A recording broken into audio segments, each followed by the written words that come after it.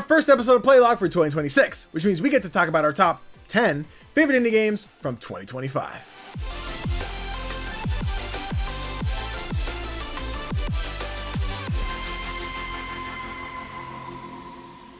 Hey everybody, CGDannyB back again with another episode of Playlog, the podcast where we talk all things indie gaming. And of course, I can't talk indie games alone because that'd be super boring. So I've got my partner in crime, the Playlist Kid themselves, Tofr. What's poppin', homie? Happy New Year. Happy New Year. We made it. It's 2026. We somehow made it. I'm still tired, but yeah, same. Very much same. But this is the third calendar year of Playlog Podcast. So weird. Can you imagine? It's so weird. Because, like, it doesn't feel that long. Like, It feels like there was the first PAX where I'm like, all my friends do podcasts. Tofr, we're doing a podcast. What's up? What's up? I know you quit content creation. What are we doing? Yeah, it's nuts. It's our first episode of 2026, which always leads into what our favorite games were for last year. So we'll do that in a minute. But how was your holiday? How was your New Year? It was very chill. Yeah. I spent it with family and friends. We played board games. Mm-hmm. We had some lovely snacks. It was chill. I didn't work is very busy because I work in a grocery store. Yeah. And so you can imagine how busy those get during the holidays. Yeah. So I was happy to just take it all slowly. Yeah. And my friends and family agreed, which I was happy about. How about you? Good. It was good. Mal came to visit, so I had my partner here for New Year's. Christmas was the family deal. You know, family was here. We played games. Mom likes to do the gift giveaway type thing. So it was really funny because Mom was like, let's just play bingo. Let's do 10 rounds of bingo. I'm like, that's a lot of bingo. And we have half the group is split, right? We have adults who are their kids are grown and whatever. So they have the adult side. And then we have teens. My cousin just started college. We have anywhere from I think 9 to 30 in that group. And then we have the 40 up side. So it was the 40 upside might bingo, but we'll see what happens. So we start playing bingo. We do 5 rounds. Then we turn into flip cup tic-tac-toe, where it was you flip the cup. Someone we saw on TikTok, you flip the cup. If it lands, you put it on the grid. If the other team flips, they can put it on the grid. They can cover yours. Just, get tic-tac-toe of the different colors. And we got through that, and the kids were loving that. And the adults were like, can we go back to bingo? This is too much work. I'm like, sure, go ahead, back to bingo. But then pretty much we finished that, played some Uno. Everybody went home sweet, I'm going to go play games. I'm tired. My social battery's gone. I'm going to go play video games. Leave me alone. That was Christmas. New Year's, Mal was here. We did a bunch of hangout. We did board game stuff. The guys came over. A chill day to watch Wicked and FNAF. That was great. God, renting movies is so expensive. But it really is. We're in the spot where our theater didn't have either movie anymore. So I was I don't have to spend theater money on snacks and everything, but we had a whole day of it. We went to, out here in our town, we have a Taco Bell and a Sheetz right next to each other. So we got a 20 pack of mac and cheese bites with Cajun seasoning on them. We got 4 quesadillas. And then we came back, we watched FNAF. We played some Blueprints together. I have a great TikTok that's going to come out of Mal reviewing one of the rooms of Blueprints that didn't make sense until we did something specific. It's great. I cannot wait to put that out. And then we watched Wicked. I finally got to see Wicked Part 2, so that was cool. Then we went to Netflix House the weekend. So it was a busy weekend. While Mal's here, it's that long distance thing of you're here, let's do what we can, let's hang out. Obviously relaxed days are great, but then when Mal left on Sunday, we did everything to stall them having to drive back. We're you just want to stay forever? What's up? It's fine. Yeah, busy weekend, but a fun holiday. Probably one of the best holidays I've had in a long ass time. Just companionship is great. So it was chill. I had a good time. I love that for you. Thank you. I'm glad you got to spend it with someone you care about so deeply. Yeah, we love it. Love you, Mal. Mwah. But yes, the holidays, those are great. But who needs holidays when you got video games, Tofr? Because this is Playlog Podcast, our weekly podcast. We talk about indie games, news, reviews, whatever we choose. If you enjoy what we do here, be sure to show us some support by doing a few very simple things, like liking the video if you're on YouTube or leaving that glorious 5-star review if you're on audio platforms. It's simple, but it goes a long way to helping the show. You can also be a part of the show by writing in and asking us your questions or recommending your favorite indie games. Just use the Google form in the description of every episode and have your opinions be heard. Now, onto a bit of housekeeping real quick. Do you like watching me and my hot D&D friends play make-believe? Because boy, do I have the show for you. We just premiered our first episode of Kaiju Commandos. The Fallout crew is back with our 5-part series inspired by Power Rangers. And we're being played in the Glitterheart system. We're a group of college students who are given the powers of legendary kaiju. I'm playing Ashton Stewart, who's a gearhead who just wants to take care of his they friend Riley. And yes, our kaijus are Godzilla and Mothra. Our first episode just premiered this past Sunday, and we're taking this upcoming week off for vacations, but then we have 4 weeks back-to-back of kaiju fighting goodness. So watch the VOD of episode 1, and then catch the remaining episodes on January 18th, 25th, February 1st, and 8th on twitch.tv/hackrecklessly. That's HACKRECKLESSLY. God, what a cool time. We finished Fallout last year. Immediately after, LB's like, do you want to do a Glitter Hearts game with Power Rangers? Glitter Hearts is written by our friend Greg Leatherman, who has done Glitter Hearts, which is a Sailor Moon game that has a Power Rangers spin-off to it. They did Mystery Business, which we played last year on Mal's channel, which is like Scooby-Doo, and they're currently working on Doma Sky Tamers, which is like Pokemon. So you go out and catch creatures, and they have a shit ton of them. That system was premiered on LB's channel. I loved it. I can't wait to play that one at some point. But Greg makes cool systems. I'm really enjoying this so far. We basically started the game, did a few little fights, and then got our like Power Rangers powers. So next session is our training and learning our powers and character growth and stuff. So we're figuring out who's gonna butt heads. Zach's Ghidorah, Ian's King Kong. We know everyone likes to fight with Godzilla, so I can't wait to see like who's got beef then. It's gonna be lit. I'm so excited to play more. I can imagine. It sounds like a lot of fun. It's really dope. Yeah, the first session, LB went above and beyond with like assets and stuff. She got a bunch of people to voice act our kaiju. So we have this like awakening moment where it's like I spawn in this boat in the middle of the water, and you see like the Godzilla spikes come out and sail past me, and he like looks at me and says like, you're born to be the leader and you have to run these people, but like doing as a, like she got our buddy Nerdy to voice that character. It was super dope. Nerdstorm, friend of the show, got to voice a character. I won't spoil everything that happened, but it was super dope. It was a great premiere, and we had a bunch of cool shit happen. So I'm very excited to play more and fight whatever this bad guy is. It's gonna be awesome. I'll have to catch up on the VOD then. Absolutely. It's I don't know if they're on YouTube yet. I'm sure LB will get those over as soon as she can. Right now it's still over on Twitch, but yeah, awesome. Zach clipped out all of our transformations. We had the like, so once this happens, what does your transformation look like? And I got to like verbalize my mask comes on and the spikes come out and my shoulder blades pop up and the claws appear, and I'm like, yeah, this is cool. Sick. I'm so jazzed. So can't wait to beat up each other or the bad guys. Probably both. We'll see. But yeah, that's all I got for housekeeping right now. I have plenty more games to come, but they haven't been like announced yet. So I feel like I can't tell people that they happened unless they happen to get announced like tomorrow as of recording. I'm like, shit, I could have said last week. It's fine. We figure it out. But stay tuned. In the coming weeks, shit's going down. I got games to play. But yeah, that means we're on to the topic of the show. And Tofr, buddy, it's that time of the year to look at the Playlog, the Playlog podcast top 10 with an asterisk indie games of 2025. We played so many games last year. We reviewed so many games, keys galore, so many games that we got to talk about, review, we loved, we didn't love, but these are just us talking about which games that we adored, our favorite games of the year. For anyone watching for the first time on how we do our top 10, it's very simple. Tofr makes a top 10 list. I make a top 10 list. If it's in 10th place, it gets 1 point. 9th place gets 2 points. All the way up to first place gets 10 points. I calculate all of that together, put it into one list. I make a fun little video package, and then I reveal it to Tofr here, and then we get to talk about each of those games that showed up on the list as to why they were in our top 10. And that's why there's a 10 on the asterisk, because ties are totally allowed. And let me tell you, they happened. Any predictions before we get into number 10? I have no idea. I have no grasp on what your top 10 looks like at all this year.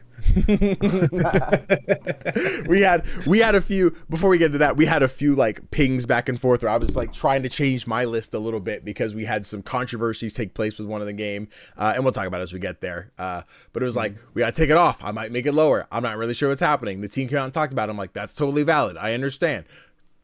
God, I wish you just spoke faster, because my head was spinning all week long trying to figure out what to do with this thing. I hated it, but it was fine. We got through it. But I guess without further ado, Tofr, it's time to get in to our list. Here we go. For video watchers, you got a fun package. You get to watch Tofr react to the things. Audio listeners, enjoy. Welcome to the Playlog Podcast Top 10 Indie Games of 2025. Number 10. Number 10.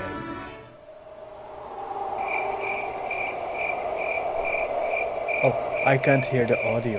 Okay, got it. Not a problem. Well, hey, right now it's ominous wind and crickets because we don't have a number 10, Tofr. There is no number 10, which is so strange. But basically, the way all of our math worked out is that we have a bunch of games. I won't give the number yet. We have a bunch of games on this list that tied so much that there weren't enough ties to have 10 games on this list. Technically. Damn. So Damn. we legally only have 9 placements, but it's more than 10 games. Let me see. Is it? I am sharing the screen to you, correct? Are you watching the Oh, did it stop? I'm just watching you. You're not. Here, let me do this. Just watching your camera. Okay, if I switch it to this, can you see the stream of like the movie and TV in Discord? No. No. Oh wait, I can. Okay, cool. Can. That should have audio then.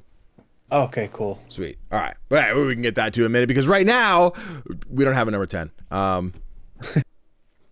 That does mean I think that does mean that we have more games that we both have on our list than last year. I think that is correct. I believe, without spoiling, last year we only had 2 or something. I think like last year we had Balatro and something else we both included.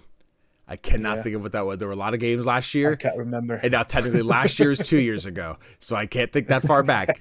So, but yeah, number 10, we did it, which means now we're on to number 9. Tofr, you ready? Now we actually have numbers. Number 9, MonsterCon.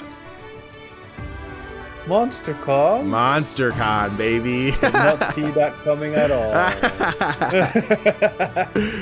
The price is this low though. Yeah, no, it was an interesting year because I absolutely love Beautiful Glitches games. This one was on my list. I don't have my list in front of me. I'll probably pull that up after we can pickpocket who did what and where they would landed.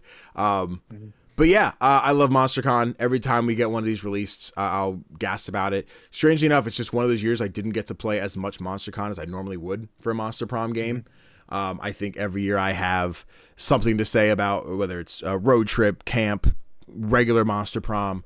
And I loved Con as much as I got to play it. I think we did a lot of streams on LB's channel where it was 4 of us playing co-op. We didn't get to do as many streams on my channel this year, and I'm hoping in 2026 getting back that routine of we have our monthly Monster Prom game, especially now because I have the group of guys that we do it with, but then both Mal and LB play Monster Prom, Monster Con, etc. So having that cycling cast, if scheduling works out that you're available to do so, you're more than welcome to join. Just, night times, day times, Belgium, America, with just conflicts. But Yeah. I think this game is so much fun because it does probably the biggest change outside of Road Trip. Got changed all the formula, but sticking with typical Monster Prom and how that game works, Monster Con does that, but changes the punishment level of it. So rather than being like you get something wrong, you're going to lose a stat or gain a stat. Like this game will do both. So you'll pick something as you get to a question. It's like, oh, this thing is happening. You have option A and option B. Whichever option you take, you'll gain that. And whatever the other option was you didn't take, you'll lose.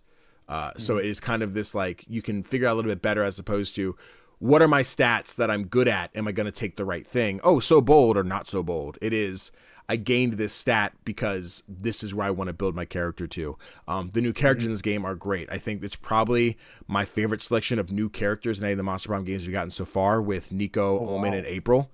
Yeah, we got Doug is also technically new, who became a playable character in Monster Camp. I think it was late DLC. But like Doug was cool, but like we didn't know who this guy was. Then when we get Monster Con, where of the dateable cast, only 2 of them are technically returning characters with Liam and Zoe.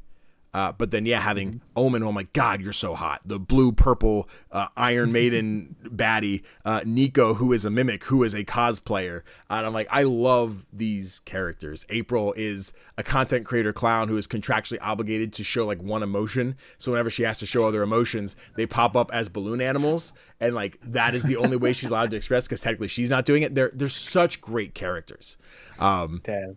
And I've like found my voice for April because whenever we do it on stream, like I got this, I do it. Whoever's trying to date April, I'm like, well, hey there, it's me, April the clown, and it's the most cartoony clown shit you can get, and I love it. And then they added a comic book mechanic, so as you're playing through, you and your friends kind of do like a Mad Libs thing, and you build. There's a pre-established story, but whatever choices you pick get filled in the blanks, and that's just a fun like you're adding stats, lowering stats, and as you complete that run, you unlock new comics and everything. So I think it's had a lot of fun new things to it. I know the next game should be Monster Retreat, which is like a snowball fight between Miranda and Vera. That was also supposed to be MonsterCon 3, or sorry, no, Monster Prom. I think it was supposed to be 3, and then it was supposed to be 4. Now it is 5. So based on a Twitter interaction we had like 2 years ago, Monster Retreat should be the next one. But also, who knows? We'll see. Who knows? It doesn't matter. I'll play whichever one they put out. But I love Monster Prom. There was just another dating sim this year that I think felt fresh and new. And we'll talk about that when we get to it. But did you get to play any MonsterCon at all this year? Is there any thoughts on the game? I did not get to play it. Okay. I wanted to play like the other Monster Prom games beforehand. Sure. And I've only played the first one when we did the book club. Right. And I didn't get to playing the others, so I did not get to playing the fourth one. I want to play them in order because there's all of this lore with all of these characters, and I want to get to know them in the order that you're supposed to, you know. Totally. 100%. Yeah, I think it's great. Like it's fun enough that they aren't technically, there's not like a canon lore of this to happen, but as you're getting endings and like they will reference those things in other games and stuff. And then there's a lot of pop culture references, period. But it is nice to know like, oh, we did do like Monster Prom. Polly has a particular ending, which is the reverse Romanian Wilkinson, which is like, there's a specific way I have to have sex for you to bring me back to life. And the amount of times I've accidentally stumbled upon that path, I'm like, this game knows what I want. And I do that, right? I have to get the penguin mask and I have to get all the different things that Polly needs. Like there are those moments that you'll see reference later. You're like, the penguin mask is here. I've seen that in, I think it's Camp has the penguin mask. And I think Road Trip, you can drive by a place and they have something for one of Damien's endings and etc. And they just add more references. There's like a FNAF funny farm carnival broken robot broccoli kind of vibe that happens in Road Trip. And there's all different storylines that are great. So yeah, I would never tell you not to play in order. But yeah, I think Monster Prom's great. Beautiful Glitch has great writing, great characters, awesome illustrations. I love Con. I want to play more Con. Yeah. Let's hope you get to. Hopefully. Oh, I'm sure I'll find time. I'll make a commitment to do more streams this year and just get everyone in to do some 4-player Monster Prom. It'd be good. Nice. But yes, that is Monster Prom, Monster Con at number 9, which means we're on to number 8. You ready? All right, I am ready. Whew, here we go. Number 8. Spilled. Hell yes. Love Spilled. And it's the only one at number. Oh no, Ball it's Pit. not. Ball Pit. And Ball Pit. Okay. And Ball Pit. I had to put a little suspense in there just in case, see how long it takes. But yes, number 8, our first tie of the video, is Spilled and Ball Pit. So, you want to talk about Spilled first? I sure do. I Absolutely. love Spilled. It's a game made by a single person called Lante, who lives on a boat, which is thematically correct for this game. Basically you play as a small boat cleaning up the ocean, and it looks gorgeous, and it evolves while you're playing. Like you start out small, you have like a small handle to pick up things, you have a small suction apparatus to get the oil out of the water, but then you the more you clean up, the more money you earn, and you can invest in bigger machinery, and then it keeps going and keeps going, and it's only about an hour long, I think. Okay. But damn, the gameplay loop was so good. I could have played this for like hundreds of hours. Yeah, I really enjoy. I never got to play the full release. I played the demo, and then I got key for Spilled, and then I think you were covering it for that episode. So I'm like, sweet. I'm glad to hear it. It sounds like a great like afternoon, knock it out, and just who knows, say second verse same as the first. I'm sure 2026 will be the same. Like there's just so many things to play. Where I'm like, cool, we've already covered it. Let me make sure I move on to the next thing. But But yeah, it's such a chill, relaxing vibe. There's not like the big enemy you have to run from or avoid and anything. It is just that a cozy, clean up oil from the ocean kind of vibe. I was a big fan of the demo. If the opportunity hits where I just have that itch to kind of knock it out in a couple hours, yeah, Spilled was great. I had big time with that one. You mentioned there not being a big enemy, but you clearly haven't played the full game. But I won't spoil things. There you have it. There you go. Tofr told me there's a big guy that's gonna kill my boat. Hate that for me. At least they weren't in the demo. There was just got to clean up. But see, now I'm thinking of when I play the demo for Truckful and the big truck chased me down the road. I'm like, God, there's gonna be a big boat trying to eat me or something. I hate it. Why you make this game scary? Damn. But yeah, Spilled was great. What I got to play of the demo and I when you had it on here, I was like, totally get it. It's valid. I really liked hear you talk about it and thoughts on Spilled. So. Yeah, it was difficult because I have a couple of honorable mentions that could have taken its place, but in the end, the gameplay loop was so satisfying. I was like, nah, it has to be Spilled. Yeah, valid. I like it. I like Spilled. Let's keep it in there. But tied with Spilled, and I think this was the first game we both included. I might be wrong. I gotta remember. Was Ball Pit? Include Ball Pit? I don't know. I'm trying to remember. I remember we both liked Ball Pit, and I cannot think of your list because I've been staring at the combo list for weeks now. I have no idea. I just guessed. I didn't put it in, but it's one of those honorable mentions for sure. Bet. Then I like Ball Pit. Tofr hates it. No, there were so many great. Stick with me because it's the loose way to describe it right now. The Balatro likes this year, right? Of what is gonna just tingle my brain as I just sit here and kind of play. But it is more of Ball Pit being the Vampire Survivors with Brick Break. And I love a good Brick Break game on my phone. I always get the ads. I play the one. I'm like, I'm bored of this. I'm now tired of this. It's not fun. Brick Break added. Again, the Vampire Survivors-ness of there's different characters. Each one has a different perk. This one comes with this item. This one does this. It has the fusion mechanic, right? Where if I get this item that gives bleed and this item that goes through enemies, it's going to do extra bleed on this. Or Blizzard you can make, but I think it's like lightning and ice, and you can or wind and ice or whatever, and freeze enemies as they're moving down the screen. All the different types of mobs that spawn, and they look like super dope. They're cool illustrations. Each level has a different boss that has kind of a gimmick to it. They might have different enemies that spawn and defend them. There's like an ice dragon that puts up walls that you have to dance around or break through to do damage to the actual boss. You get different upgrades to your village then. So as you finish a run, you go back to your town, you put up buildings. These buildings will have different reasons of like, oh, this enemy will do enemies will be slower at this, or your characters will be faster at doing this thing. And then you have an additional Brick Break game as you launch the collection of your villagers through town as they're bouncing off buildings or harvest wheat or stone or whatever. You have these moments to build resources, to build new buildings, to make your runs better. I'm getting a phone call in the middle of this, and I hate that right now. You're ruining my episode. I hate that phone never fucking rings. And it hasn't rung in the last 2 weeks.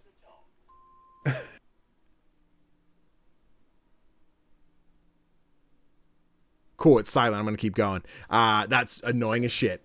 I hate that. Anyway, Ball Pit. No,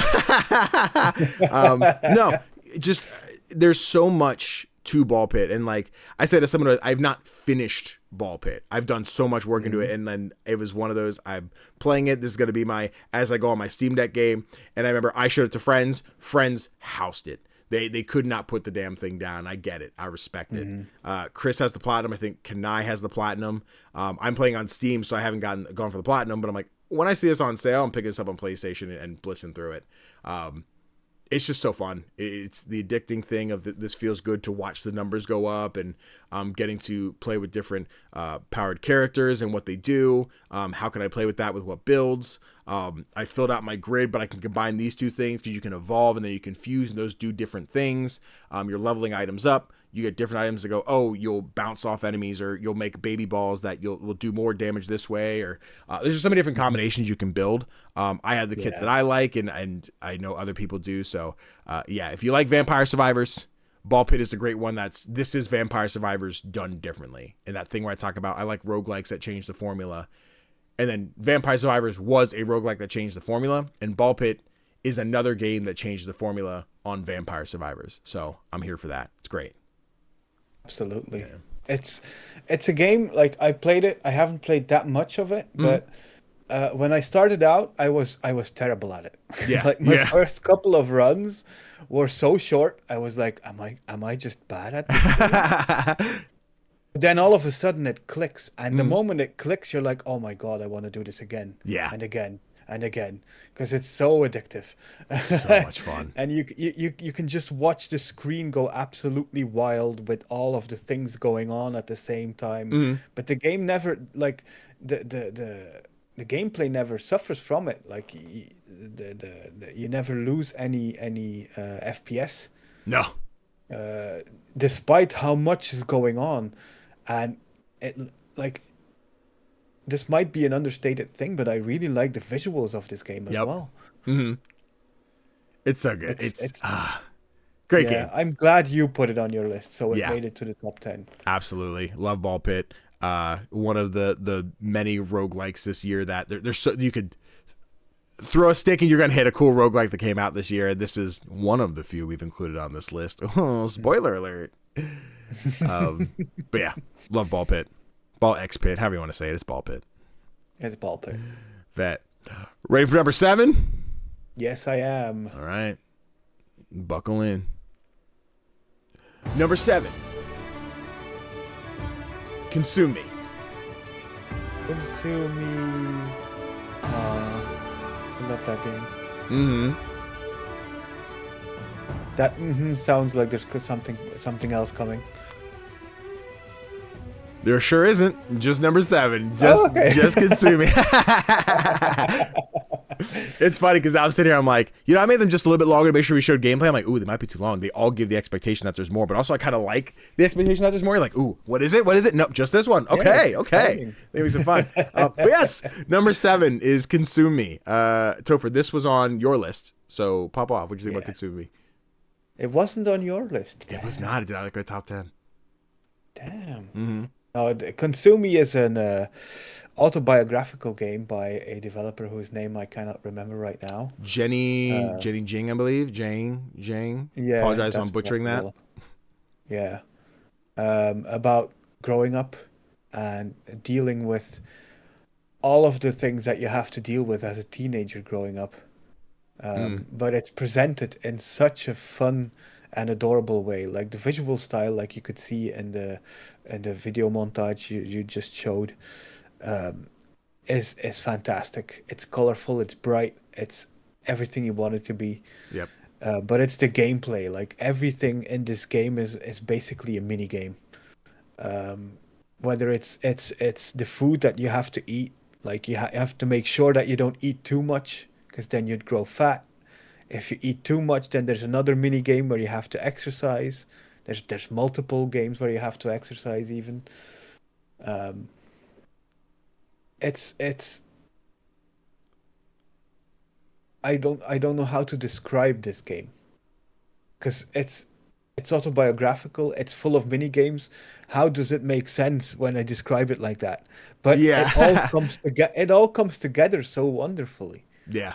Like I- it's hectic. It's hectic, like the life of a teenager is. You've got things Yeah. to do. You've got places to be. You've got things to worry about.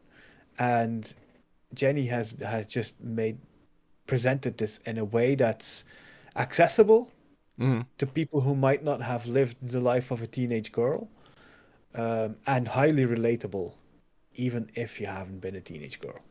Yeah. It's yeah. I think it's a marvel. It's one of the best story games of the year, easily. Totally. I think that's a great way to put it. Like there's so many great stories came out this year. And a lot of them in the fictional space, right? So when we have these autobiographical games, this is me telling my story through a game. I love that because we talk about that period. Why I like indie games so much is because they are someone telling a story. It may not. It's their story to some degree. It may not be like this is how I grew up. I became a skeleton, or I'm a kid who fell into the monster world and I had to fight a skeleton. Like you're making like obviously those are fictional pieces. This is a gamified version of somebody's life and what they went through as what it sounds so stereotypical, right? But we have friends of the show that have like, yes, this is the life I lived of the Asian parent that is very perfectionist and you need to do these things right. Or otherwise, remember the girl next door who lost so much weight and she's so pretty and why are you getting fat and why do you not have good grades like her? And like seeing those stereotypes played through in like both the game, but like, yes, this is what they went through. This is the life they had. And getting to play through, cool, I need to work out because my mom thinks I'm fat. Oh, I need to go to school and get good grades because I need to go to a good college. I start dating a boy whose family is like, what college are you going to go to? Are you going to follow? Like, what are you expecting to do with my son? Like getting these interrogative, quite literally, like that part of the game is the mother asking you questions, and she like puts on the detective hat and the magnifying glass, like, so what do you plan to do with my son? Like they do that fun, like, how do we pump up what quite literally didn't happen, but is like, this is what it felt like in my heart. And I loved the way those bits were told, going through Consume Me. I did have that fear the gameplay was going to get a little monotonous of, I'm going to do this again, or I'm going to roam around the room, I'm going to pick this item, I got to play the mini game where I walk the dog. But each chapter would evolve with something new to add, whether that was a new mechanic to eating, which had the fun little like Tetris block mini game and stuff. So there's always something new to add each chapter as you progress through Jenny's story, and I loved it. There was like one like challenge moment where I'm like, I am whiffing this. I have to go through this chapter 3 or 4 times because I'm not getting enough money or health or losing enough weight to get through the chapter, which was like the one skill gap I had. But once I got through that and cleared the end, like I think it has an impactful story to tell. And yeah, it was a good game. It was tough to not include it in my top 10. I believe it is in my list of honorable mentions. I'm saying this at the same time as I'm still planning a top 10 like fully edited video of my own list that'll come out on YouTube eventually. So I'm trying to get too in depth so people watch that one. But yeah, it's a great game. Consume Me is awesome. It really is. Yeah, and we did a full review on that one, like a whole episode where we just talked about the plot. I think probably falls under the category of spoiler cast and whatnot. But yeah, really, really good game. Yep, and I really hope like Jenny is using her Instagram to like make daily videos until the game reaches 1 million sales. I really hope he makes that goal. Please, guys, go pick up Consume Me. We got to bump those numbers. If you buy it yourself, if you like it, gift it to a friend, and then tell your friend, hey, pay it forward. Grab the game, give it to a friend. Just hit that million. I don't know what the sales numbers are at. We're gonna need an update, but we're gonna try. I'm sure we can find that. There's a Steam database somewhere to have it. I think probably. Bet. Any other thoughts on Consume Me? It's just wonderful, and even the aspects where I don't really agree with the message that the game is sending are still like, it's autobiographical, so it makes sense that they're in there, and it doesn't take away from how amazing this story is. No, not at all. Fantastic. But Tofr, we're on to number 6. You ready? I am ready. Bring it to me. Let's run it. Number 6. Date Everything. Ooh, okay. I should have known this one was coming when you mentioned it during MonsterCon. Keep driving. Oh, keep driving. Hell yeah.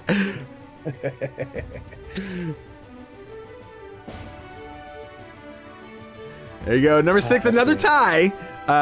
Date Everything and Keep Driving.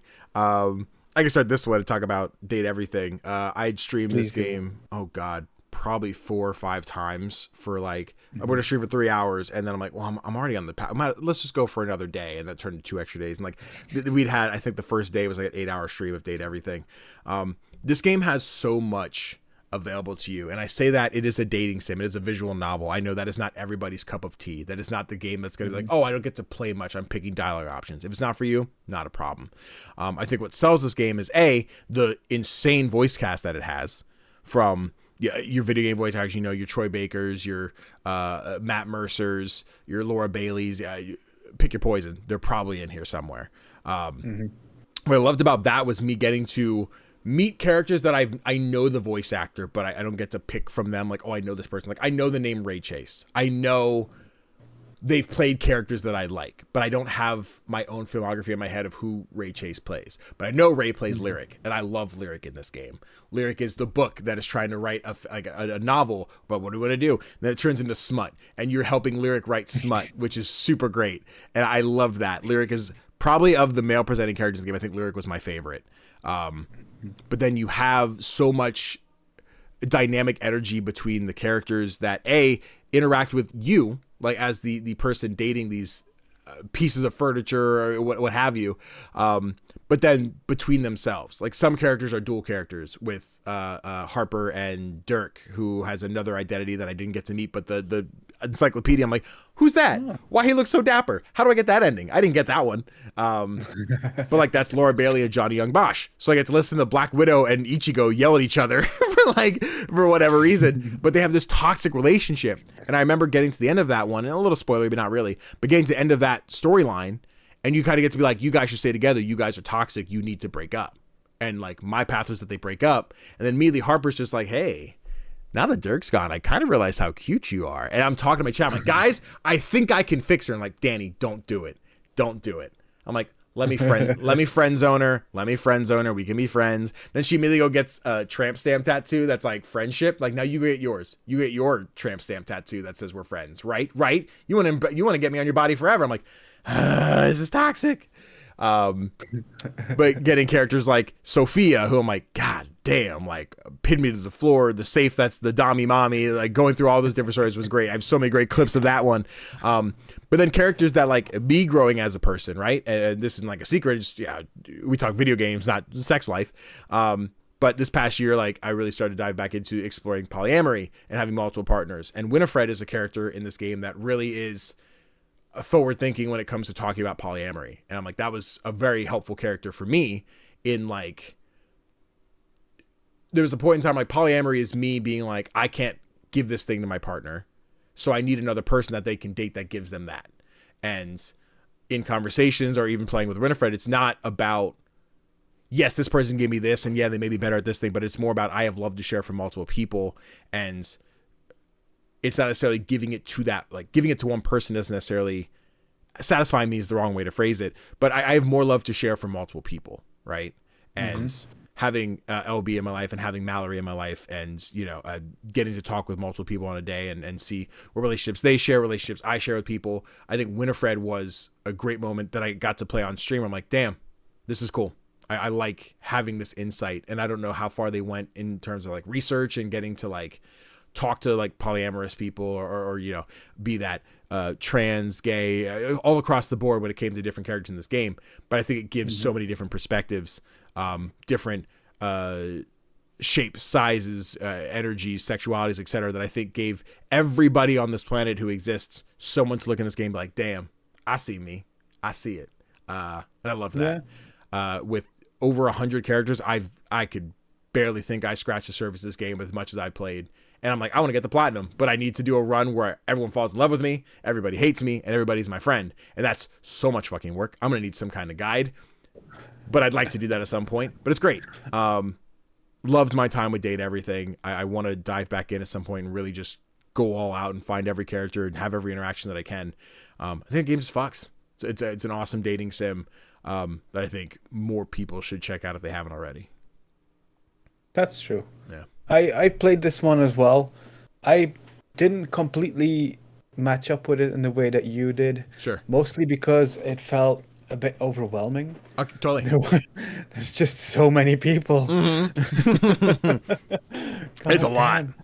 Yeah, and for me, because there's just the game is so wide, it lacks a bit of depth. Sure. For me, like I felt like some stories with certain characters just ended. Totally. While I felt that there was still a lot to be done with them. And I just thought that was a bit of a shame. Totally. But the thing is, the art is beautiful. The voice acting, I mean, that voice cast is one. I can't imagine any other game that has a voice cast like this, AAA or indie. It's insane. Yeah.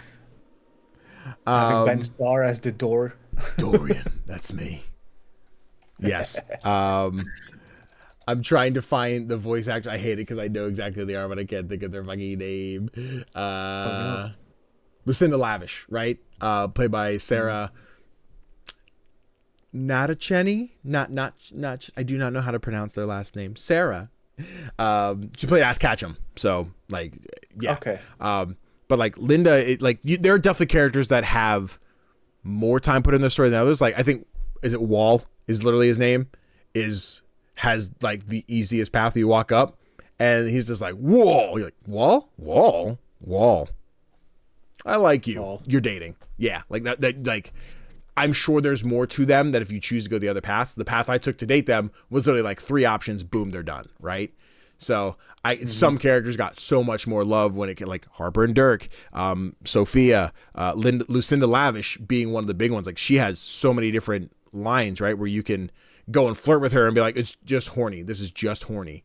And then you have like, hey, I see you as a person. She's like, don't look at me like a person. Like she doesn't want to be in a non-sexual way. Like she doesn't want to be respected that way. She doesn't want to be seen that way because she knows she's glorified DLC. She is something to be spent money on and to be looked at in a certain way, and that the character plays out as she continues to progress through her story and like who she becomes, and like it's Lucinda Lavish, Lucinda Lust, like her last name, the second part of the alliteration changes so much as her personality is changing. Lucinda Love, whatever it is. And I love that. But yes, you're right. Like there are characters like Lucinda who get so much, and then other characters who get kind of like okay, they existed. That's fine. And there's going to be so many characters, like anyone trying to play through it, you're not going to love everybody. I know I have some that I'm like, they existed. I could do whatever. But I definitely have like a top 10 where I'm like, I loved Tyrell. The Towel was great. Lucinda, Sophia, Dasha was amazing. There's so many great characters in here. I loved Bev, the drink cart, who is Marisha Ray. Dorian. I think Keith, the Key. There's some great ones in there. But yeah, there's so many characters, hard to give every single one of them the expansive story they need. So that, definitely a downfall for sure. But I dig Date Everything. I get that, and it deserves its place on this list. I mean, it's such an achievement. Like, how do you make it work having 100 dateable objects in one game, and they actually made it work? So, kudos to them. Yeah, they killed it. But enough about dating things. How about you start driving, or better yet, keep driving? Tofr, This is a game that I am still confused about how this is not made in the US, because it feels like that typical American road trip, you know? Yeah. I mean, at least I always associate that with American culture, like the road trip, grabbing a car, just driving wherever you want to go, having the music blasting through the speakers. So, to me, that's very American. Yeah. And this game completely translates that into a video game. But not in a way that you would expect. It's not like you're driving like in a racing game or like in Grand Theft Auto or anything like that. It's a side scroller. And it has tactical battles. So why not? And the tactical battles are like against weather conditions or like traffic or stuff like that. And then whenever those events happen, you have to use the Polaroids hanging from your in-car mirror, and it's tricky at the start, but then you get to pick up hitchhikers, and they bring their own Polaroids that you can use in these tactical battles. Yeah. And that makes it slightly easier, but then those hitchhikers have their own needs and wants, and they need to get somewhere, and they need to do this, and they need to do that. And there's so many hitchhikers. And you only have so many spaces in your car. But anyway, it's an amazing game. I love how it gives off this summer vibe, just setting off in your car. In the game, you're supposed to go to a music festival, but then other things happen, life happens, and you get to drive around all around the map. It's just so good. And the soundtrack, oh my God, it's one of my favorite soundtracks of the entire year. And it's not even a soundtrack made specifically for the game. Like the developers just asked different bands if they could use their music in the game, but it suits the game so perfectly. They've got these rocking guitars. Oh my God. Oh, I want to go play it again. Yeah. I got to play very little. Like I wish I had had more time to put in to keep driving. But like the couple hours I did get to play, like I remember stopping at a sign and being like, hey, our band's here, but we need someone to pick up beer. I might be mixing 2 different storylines here, but like, I remember these things taking place of like, oh, I have to go here and then backtrack and then go forward, but I'll have more money, more storage, more whatever.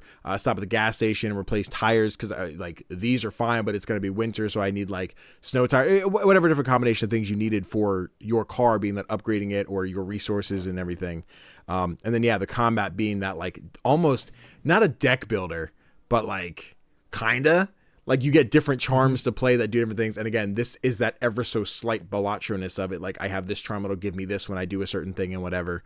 And I really dug that too. And I would love to have had the chance to like feel that fleshed out more and see more of like, I like these charms and this accessory on the car. And what does this character do for me? Because you'll pick up hitchhikers that, people are going to be scared of you when you drive by because you got a creepy murderer guy in the back seat. Like that's fine. That checks out. Yeah, for sure. So no, Keep Driving's dope. Again, another case of unique take on the roguelike. That's not just the Binding of Isaac, the Vampire Survivor. How do we take this thing and make it different? And I wish more people were talking about, because I think honestly this year you were the one I've heard talk the loudest about Keep Driving. I don't know that I've had anyone immediately talk about it as well, but yeah. I think Emily from No Small Games was pretty big on it as well. Can't stand Emily. Gross. Love you, Em. No, absolutely. Great. I'm glad. It's one of those ones I want to sing. I'm like, I know Tofr loves it. I know I liked it. And I want more people to be like, yes, I love it too. Yeah. Keep Driving. So cool and unique. Yeah. Sweet. Well, timestamp. Tofr, ready for number 5? I sure am. All right. You better be. Lock in. Number 5. Split Fiction. Ooh, Split Fiction. Only at number 5. Interesting. And Many Nights a Whisper. Hell yes. Top 5, baby. Top 5, baby. And Hades 2. And Hades 2. Damn. There it is. Three-way tie.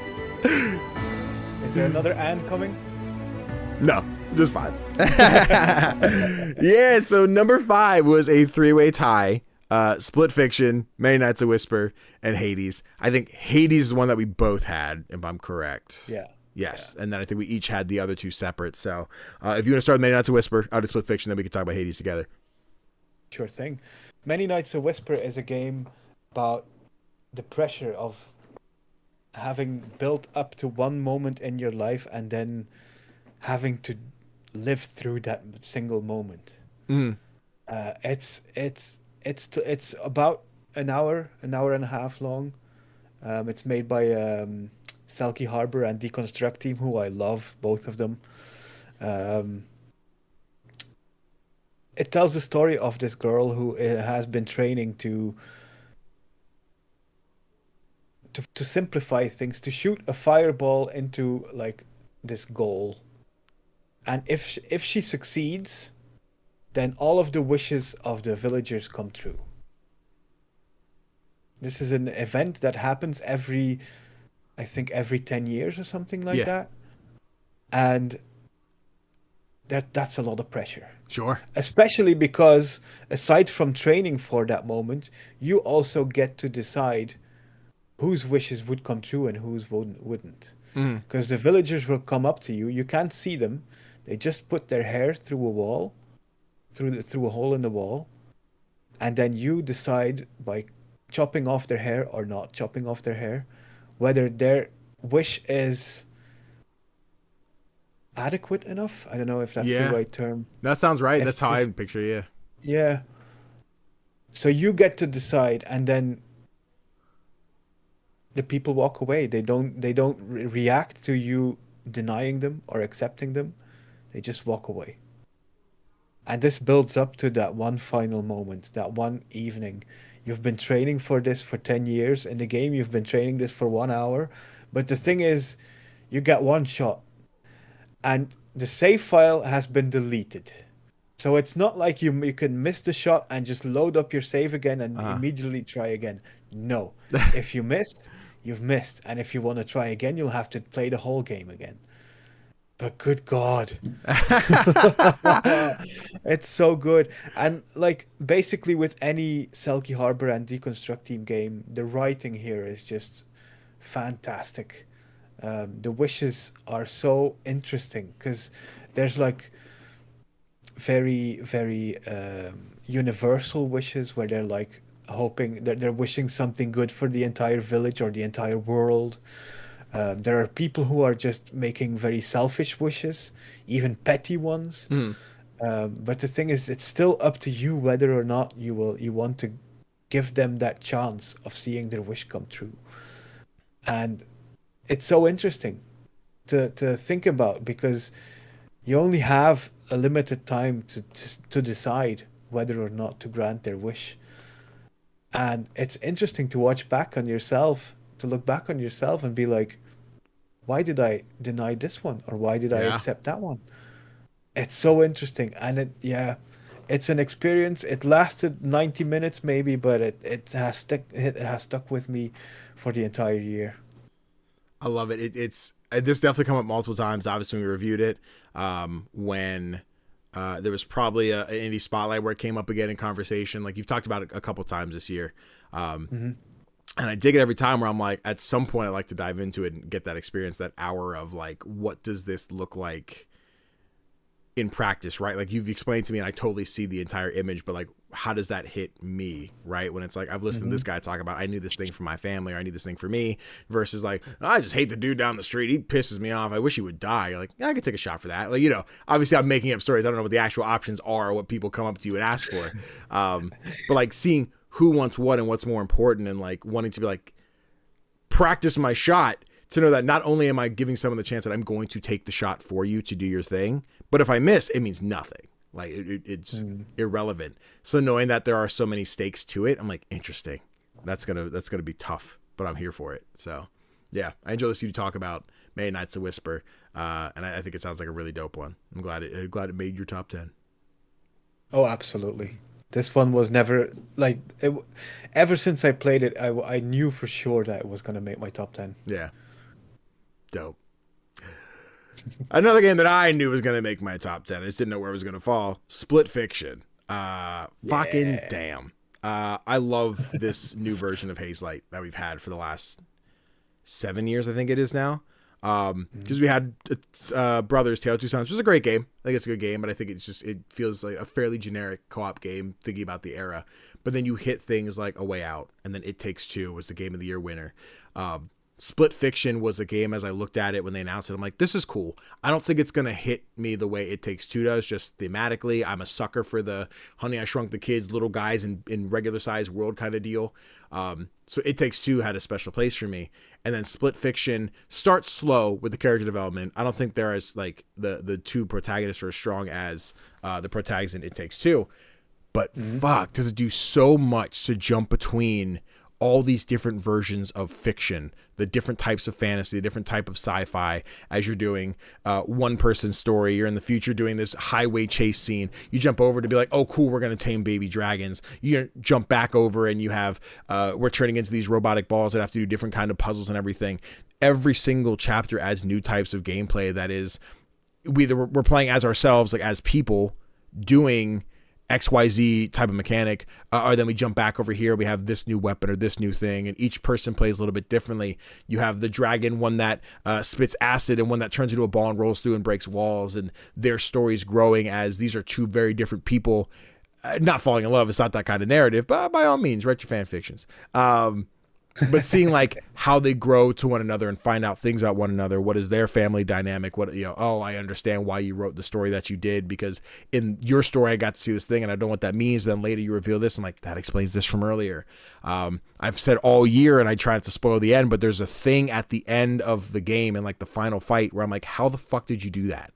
That you can't do that in a video game. That doesn't make sense. Physically, that shouldn't work. That is a thing you make in a movie. That's an Inception ass thing that you can't mechanically make, and Haze Light did that. And I said that at the beginning of the year. I'm sure if I went back and looked now, I'm like, no, I think my brain is less razzled that I could figure out how that worked. But like, it's so dope. I love Joseph Fares as a person. Like when I see him talk about his games, and it is it's funny because it comes across as like pompous, where he's like, I know how good I am, and I'm like, yes, you do. And a lot of people are like, that's such a turnoff how gross it is, but there's a humbleness to it when I hear him talk about his team and what they can do, and like I just want people to realize how much I love the project that we made, and now I'm set that whatever Hazelight puts out next, I'm like, it doesn't matter, I may not like it as much as the last, but I'm gonna like it, and I'm here for it. And I think Split Fiction does a fantastic job of covering all different types of genres, expanding on this split screen / online split screen experience that I'm absolutely adoring and loving from their studio. Just keep hitting me with them. Keep hitting me with Co-op Magic. I want more. Damn. So good. Yeah, this is one I didn't get around to playing, sadly. Yeah. But I'm really happy to hear, because I can imagine it must have been hard to follow up something like It Takes Two. Yeah. Yeah. For sure. How do you outdo that game? And to hear that they've actually managed to do that to some level. Yeah. It just makes me happy, because it's clear to see, you mentioned the developer, it's clear to see how much he cares about these games. And that makes it even more special. Yeah, he's so good. I love Joseph Ferris. Yeah, I just love hearing him talk about games and anything. Joseph, if you ever want to come on the podcast and talk about your games, let's fucking do it. I'm here for it. I'd love to have that energy. Bring it on. But yeah, I think with A Way Out kind of being the play test of this, what should be a couch co-op experience, but we have the online option available. I think it's like, cool, that game is great. It's fun.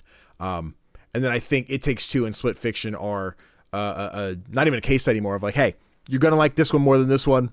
Just think story reasons, narrative reasons, gameplay reasons. One thing you're going to like this one or the other. I think they both kind of sit on equal footing. I think if I really sit next to each other and talk about I like this over this, I think I would nudge out It Takes Two a little bit more than Split Fiction. But again, Split Fiction is a little bit more in that like fiction-y gamified universe that I like a bit more, and does some fun things that are like not even long-lasting gameplay mechanics, but like one of the ones I love is you're on a car chase, and it is the one character is driving, like is riding, I'm sorry, it's a bike chase. You're riding a bike through this insane Tron-esque city kind of vibe, and the other person's like, hey, we need to activate the thing, open it on your phone. When you open your phone, it is captcha after captcha after captcha that you have to do to unlock your phone. And you're like, we're getting to the end of the road, you have to do it. And you're like, you're swiping. It's like, it's not working. It's not like the Among Us swipe the card that never works on the first try. And you have to do like, there's a bunch of those and different things that are happening.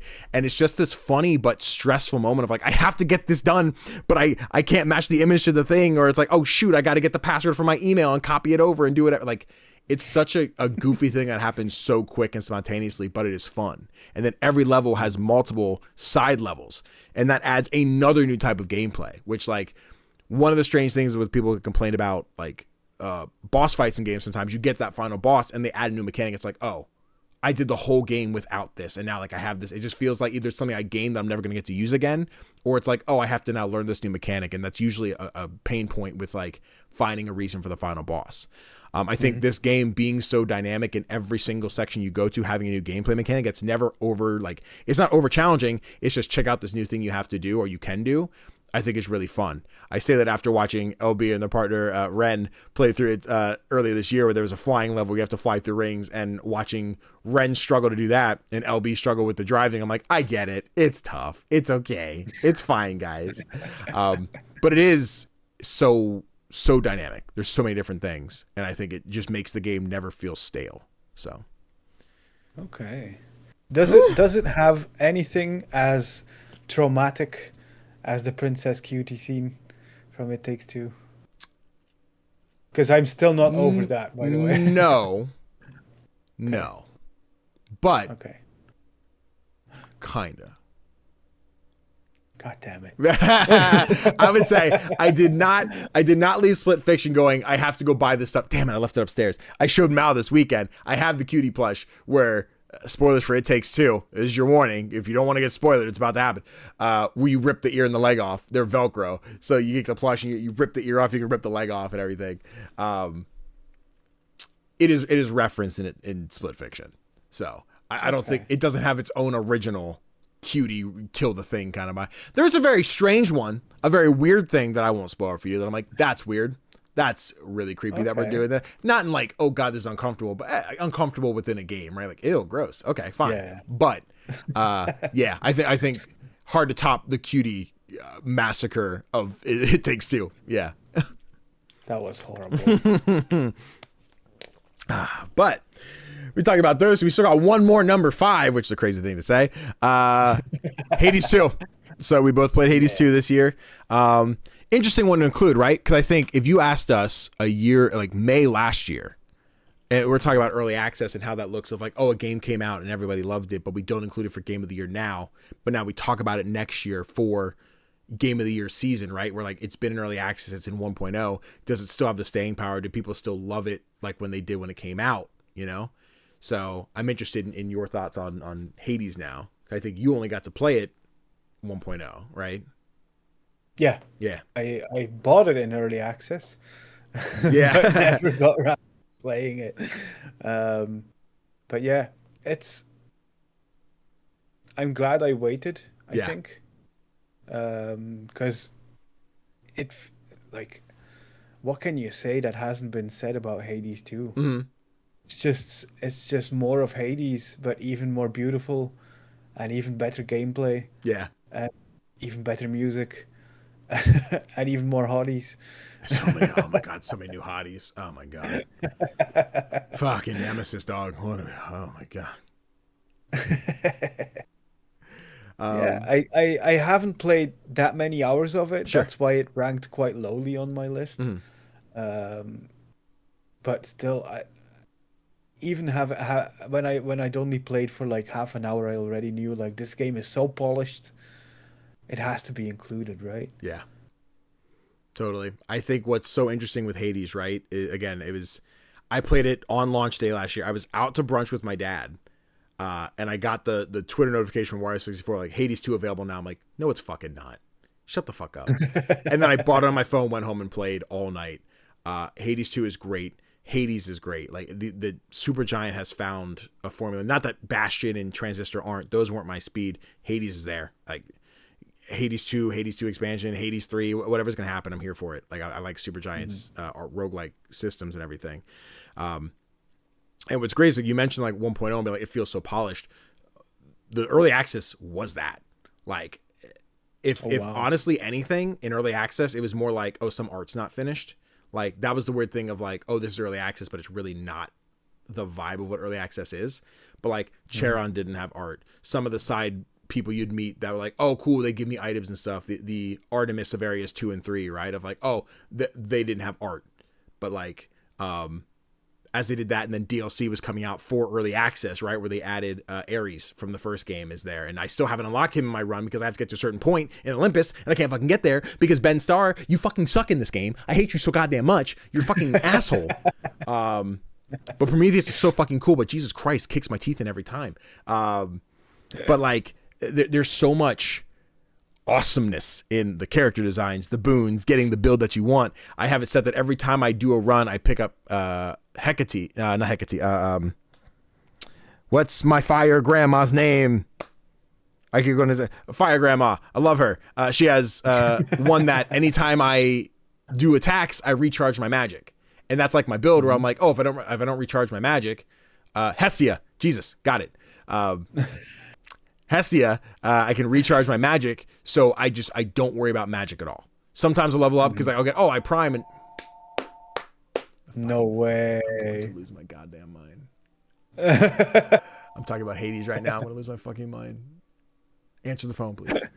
Thank you. The fact that we have a landline in 2026, I'm going to lose my fucking mind. Hades. Hades.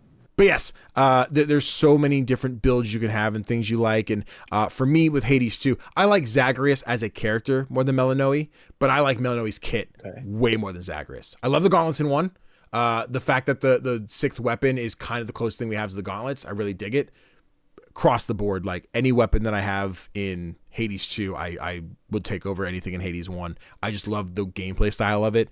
The Umbro wands, the axe, the daggers, all of it. Like, I fuck with it so much. The new characters are great. Seeing the returning characters and what they change and what they add. Me going for my Hestia and Hephaestus builds and going for the Daedalus hammer so I can do this certain thing. And I beat this guy, so I'm going to grab this. Getting my death defies, so I make sure every time I die, I have an extra life behind it. Taking the cat, so I get extra death defies. Like, it's great. I think less of a spoiler because I think it's optional. But when you get to Chronos, something very focused on time, I got interrupted by a conversation and I paused the game and he's like, bitch, no. And he unpauses the game like, fuck, no. It's wild. And it's those little things that like make it feel so great. And so like so many thoughts went into making this game special and feel like these characters matter in the world that we're falling into. And I love that. This was a weird case to me, again, going back to the early access conversation of, do I feel like I still love this game the way I do like in 2025 versus 2024? And I do. But it was never like I can just kind of drop it out and move it. Like, it isn't just, I'm gonna drop Hades to include like Absalom. Spoilers, not in this list, but I love that game. I found it at the end of the year. Definitely an honorable mention. But I was like, do I drop Hades to add Absalom? But I feel like, am I dropping everything down the list, or do I put Absalom in at 10? Right. So I think that's the weird thing of like quantifying game reviews with numbers. It doesn't make sense. You know, that art doesn't have a grade to it. It's weird. But no, every time I went to move it, I'm like, nah, dude, Hades fucks. Hades is great. So we love Hades. Absolutely. Doesn't really answer anything for this early access to 1.0 kind of vibe. Like, what does that look like? But hey, it's a sample. It's a source of what we do moving forward. So we'll see. The thing with the early access versus 1.0, to me at least, is they've made early access such a variable thing. Right.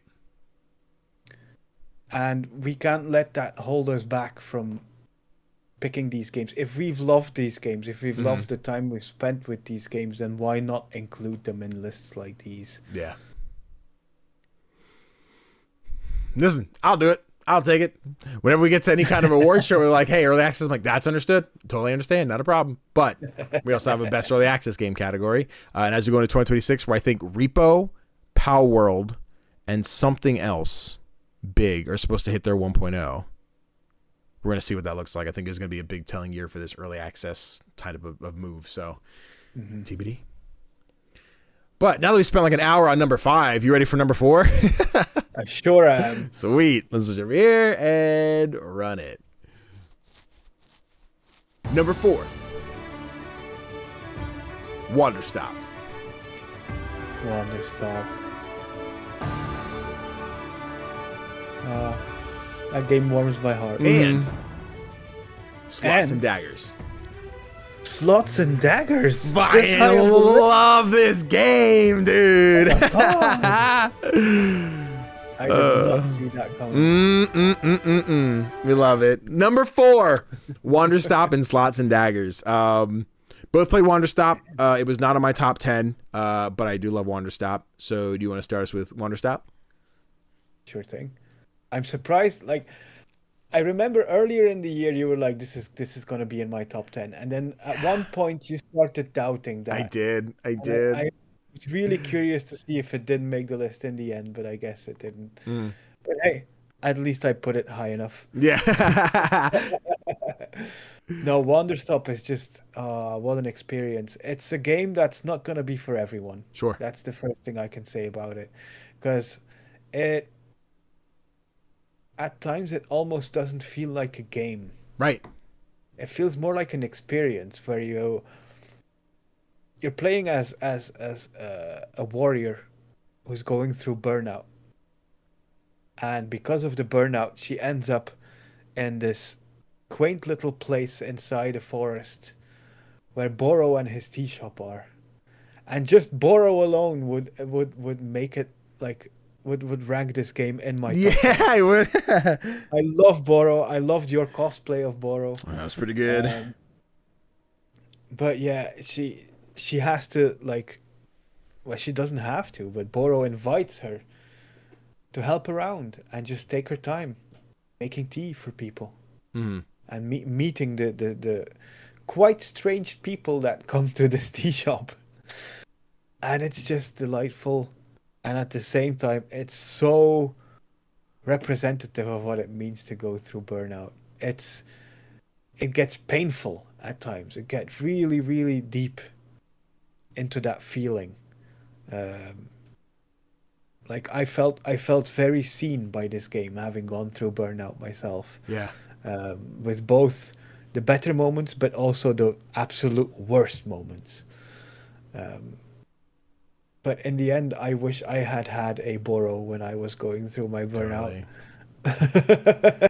Totally. And I also kind of wish I had this kind of tea shop to work in when I was right? recovering. Because goddamn, that tea machine is just amazing.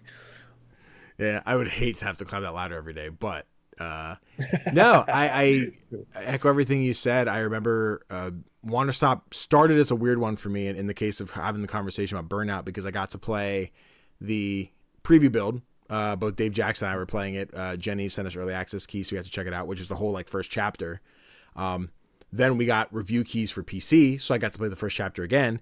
Then they sent me my PlayStation key, so I'm like, cool, I want the platinum. So I played the beginning of this game 3 times, and I think one of the big things in Wanderstop is like not min-maxing your moves and like, hey, the goal is not to Animal Crossing, put all the plants out so you get the thing and you go and sell the things, you do whatever. Like, but after doing it 3 times, I was like, I know the best way to blitz through chapter 1, but that is very like counterproductive of what the narrative of this game is, of like taking a step back and being like, it's not about doing everything perfectly and getting it done right. It's about like catching your breath and taking pace, which like ended up taking back form as I went through like chapters 2, 3, 5 chapters. I think it was trying to remember back to like each step and what happened and which one's kind of like a full chapter.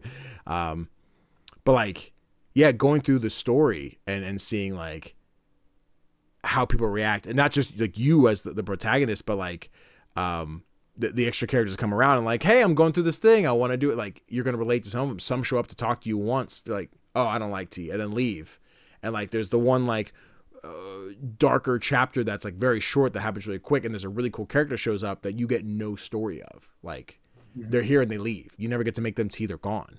And then you have characters you meet earlier. Like, I hope they come back. I get to see them again. And like, you don't, you kind of have to infer like what happened with them the same way you'll like kind of have to do with yourself as you're progressing through. Like, I'm going to do this, I'm going to do that, I'm going to make this choice to give this person this. And I think Wanderstop is so linear in what you have to do, but open-ended in what you can think is happening and what you think is going to come of these people. And I love that. I think Wanderstop is such a cool departure from things like we had the Stanley Parable, right, in the beginner's guide, which also have very impactful stories. But I think there's a coziness to this one that is more appealing to more people. Especially cozy gamers, that still gets to give that like deep, meaningful story, and I think it was a really strong start to the year. Absolutely. Yeah.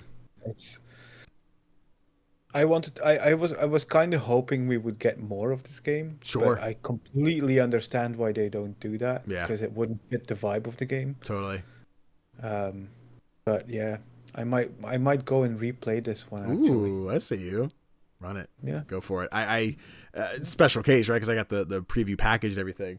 But over on the shelf somewhere, I have like the physical book that you have in the game. Yeah. Like every time you try the new seeds and everything, you put the stickers in. So as I was playing through, which made me take longer to play the game, but I'm like, cool, I did this thing, put the sticker in, I got this seed, I combined these together, I got this plant. Like, that was a very cool, like, tactile experience that very few people have the opportunity. I'm wondering how many people even got that, like, press kit and just put the thing on the shelf and, like, never put the stickers in.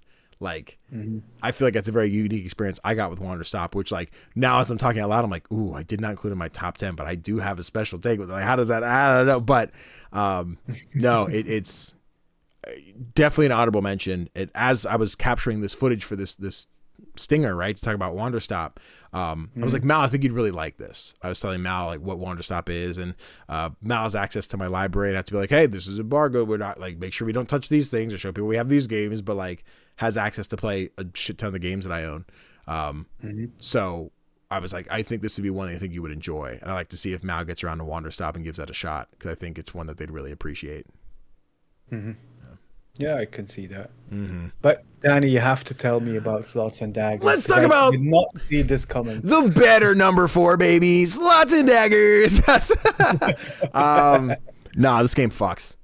It's oh my god! This was the Balatro for me this year. This was the one where we had Ball Pit, We had Clover Pit. We had a lot of pits. But like Slots and Daggers itches everything. Gameplay wise, you have a slot machine. I think when you start, you have 3 slots. You get to pick, do I want this weapon, the coin, the health, the shield? There's like 5 different items you can pick. And as you spin the roulette wheel, whatever comes up will take place in the combat. So you'll have like a little monster at the top. I got 3 swords, that's 3 instances of damage. Sometimes if you get 3, that counts as a crit, so it'll do additional damage. And then the enemy gets their turn. They might heal, they might do damage to you, they might add shields on top of themselves, whatever. Then you get to go again. Whatever items you roll take place. So it's less of an action thing until you get some items that do have QTEs. There's a sword that you have to like hit a certain part on the map. The higher it is, you do more damage. There's aiming ones that like a reticle will just dance around on the screen. If you click right in the center, you do like a crit like damage, right? Better shields, better money bags, etc. So you're earning more coins and leveling yourself up faster. And then yes, the Blotcher part of you get jokers, right? Where I have this item each turn, I can heal 5 because I ate a piece of meat. At one point I can do this, which, you know, all these different items that you can add to your inventory. And I had this moment where I'm like knocking out chapter 1, boom, got it. And then when you finish a run, like if you finish an area, you can start there. So if I beat area 2 and die, I can start my run at area 2. The problem is you don't have that buildup of getting the items and expanding your stuff as you go. So I'm like, I kind of got to start from the beginning. And I sat there the one night with my buddy Chris. I was like, hey, let's hop on Rivals. We can play. Just let me finish this run of Slots and Daggers. And I think it was on like area 4 at the time. And I beat area 4. Then I got to area 5. I'm like, hey, Chris, I'm doing really good. Just run some without me. I beat area 5. I beat area 6. I think there's 8 areas if I recall. Either way, I got to whatever title was like the last chapter. I'm like, hey Chris, I'm just gonna beat this game real quick, so hang out. And if I could remember what my build was, but it was basically like make money, do damage. No, I had doubles. I had so many fucking doubles, Tofr, where there's an item that isn't the item goes twice, it moves your cursor back twice and re-rolls. So if I do like 5 damage, right, I do 5 swords of damage, and that 6th one is redo, it'll move back and re-roll. So if any of those re-roll to the re-roll, it'll go back 2 more and re-roll again. So it is this constant thing of like damage happens, oh, you hit a re-roll, re-roll, do the damage, you hit a reroll, and like the wheel just kept going. And again, like I compared to Balatro, where you play the cards and you have a joker that's like, this is gonna go twice, and if this happens, and if you have this face and this whatever, you hear that ding ding ding ding ding ding ding ding ding, like it's that, and it's doing that. I'm getting goosebumps, Tofr, as I'm waving my hands around talking about Slots and Daggers. It's so much fun. And if I didn't have that immaculate guide to your run and beat that game in the one instance that I did, I don't know how many other games I would have gotten to play. I don't know how many times I'm like, hey, instead of playing something with someone else, I'm going to like go play Slots and Daggers while I watch a show or something, because it's great. I didn't unlock all the items because normally when you lose a run, you'll get new items. Because I didn't lose on so many areas, I didn't get those items, but I unlocked the endless mode, which I never tried because I'm like, that's too dangerous. I can't do it. Yeah. And it's tough. Because as I sit and I look at Slots and Daggers, I know what magic I had and I know what fun I had in it. And I'm like trying to convince somebody else the same way it was the Blotcher. Someone's like, this was nominated for Game of the Year. I'm like, you don't get it. You don't get it. And then when you touch it and someone's like, my bad, I shouldn't have spoke out of turn. I'm like, good, play it. I fucking love this game. So much fun. I'm sweating thinking about it. I'm having a problem. I'm having issues. It's fantastic. Like I said, it's hard to say that. I don't think I would say I love it more than Balatro, because I'm still like in the intro. I'm like, I play some Balatro right now. Like I'm still popping a Balatro every now and again just for a couple hours. But Slots and Daggers is killer. And again, thinking back to when we talk about it, this came from the Summer House guy who's like, let's make a cozy game about just there's no levels, there's no whatever. Like I have a world, I put a house down, I give it windows. Like there wasn't an objective. It was just happy, cozy, build a house, like just a 2D flat plane of a house. They said, now let's make a roguelike with cool monsters and aliens and shit. I'm like, this is nuts. It's such a departure, and I love that. And when I see devs do one thing and then try something else, like, give me Slots and Daggers 2. Give me an expansion of Slots and Daggers. I don't care what it is, but I will take more of this slot roguelike all the time. It's so good. Damn. Yeah. I really like Slots and Daggers. Very high praise. Good. It's so good. I love it. God, I love it. Fuck. Hey, you ready for number 3? Or I am ready for number 3. Sweet. Let's run it. Number 3. Citizen Sleeper 2.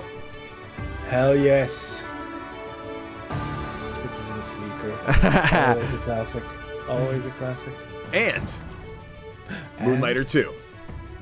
No way. Yeah. Only at number 3? Only at number 3. Ah, fuck. They just got to listen to me ramble about slots and daggers, but I think I'll let you go first, so I'll just switch it again. Moonlighter. I fucking love it. I fucking adore the first game. I put so many hours. I've talked about it being my lay on my stomach and kick my feet up as I play my Switch game. This has been my I go upstairs, my Steam Deck is upstairs, it's mounted to the TV, I grab the controller and I do a run of Moonlighter, and a run turns into 3 runs because I sold money and then I got this upgrade. Well, I got to do it with this new weapon, right? The thing is with Moonlighter 2, as they went with the early access route, this game's not out.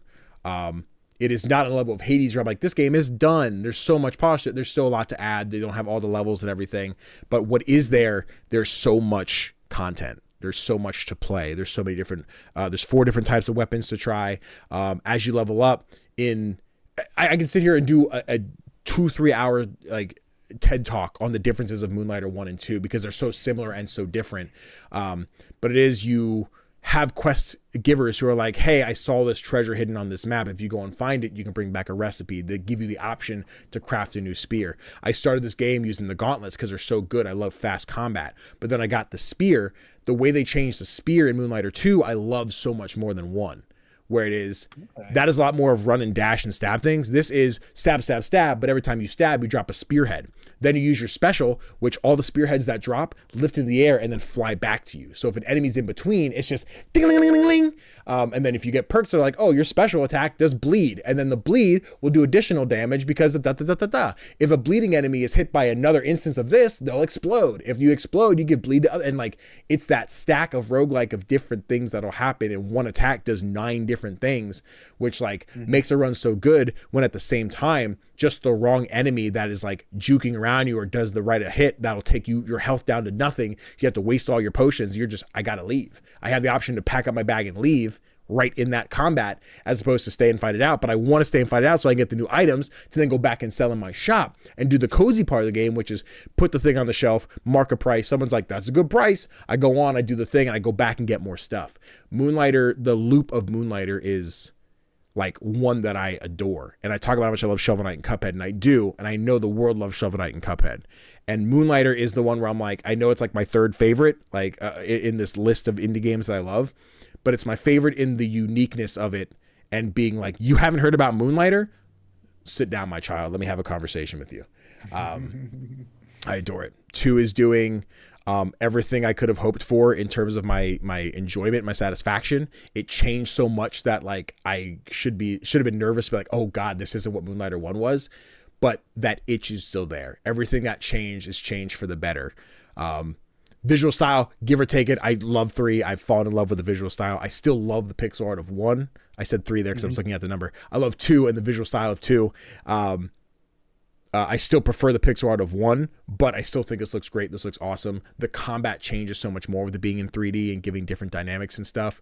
The roguelike mechanics change. It used to be the Binding of Isaac grid. If I can go to one room and backtrack, it is I beat a room, I move on. There is no going back. The items in your bag interact with one another. Where like if I place something and it's like, oh, this is going to set the item on the right on fire. Which is like, oh, so I want to put this item on the right side of my bag, so it's pointing at nothing. It's pointing into the void. But I don't want to get rid of it because I might get an item that's like, hey, when you burn me, I will respawn with more shine, which increases the value of the item. So I hold on to this item, and then I'm like, oh, I got this, place it, pick that one up, boom, it's going to burn this, it disappears, comes back, and now that fire is burnt, I can put that wherever. And there's all these different, there's leveling up dolls, where it's like, oh, if this doll connects with this doll, it becomes a bigger doll. And then if you have 2 bigger dolls, they become a bigger doll. Like, there's different tiers. It's like, like peasant, soldier, prince, shit like that. And like, there's so many things, and each different world adds a new type of, a new element, a new mechanic, and like charging and sparkling and all this stuff. And there's only those 3 worlds right now. And I think there's still 4 more to come with the updates and everything. And the finale of the game, which should be 2026, I think, is the goal for the 1.0. I've beaten early access. I've rolled credits on it. I've gotten as far as the story allows, but there's side quests and weapons I haven't unlocked and mini boss, like secret bosses. As you complete an area, there's daytime, but then you go back for nighttime, and there's a different boss with different mechanics that's much harder. I just beat the second boss for the first area, and I'm rambling. Let's see. You got me with slots and daggers, and now Moonlighter's going to get ready for 1 and 2. It's awesome. I adore Moonlighter. It is the thing of, in a world where our numbers, like our other games above this didn't come out, like easy contender for number 1. I can't say I'm looking at 2026 and what's coming out yet that I'm like, there's something that's going to beat Moonlighter. The likelihood that it happens because it's brand new and that early access itch, if I played it and now I'm playing something new, like it's going to happen. But like, I look at this coming year, if we get that 1.0 for Moonlighter, like top contender, then I'm talking about included 2 years in a row. That's weird. But yeah, I fucking adore Moonlighter too. It's magic. Great game. I'm so glad that it that it's not a disappointment, because it had a lot to live up to. Yeah. And I'm just so happy to hear you ramble like this. Yeah. Because I know it comes from a place of love. Uh-huh. It comes from a passion for this game that I just love seeing. Yeah. Speaking of passion, love for a game you love seeing, Citizen Sleeper, am I right? Citizen Sleeper, absolutely. This game had also had a lot to live up to, because the first Citizen Sleeper was quite the success. Yeah. It's a TTRPG inspired sci-fi game that focuses on the human element of space travel. Yeah. And living in the aftermath of consumerism and capitalism and all that crazy stuff. So yeah, the second game had a lot to live up to, but man, does it deliver. It's, oh my god.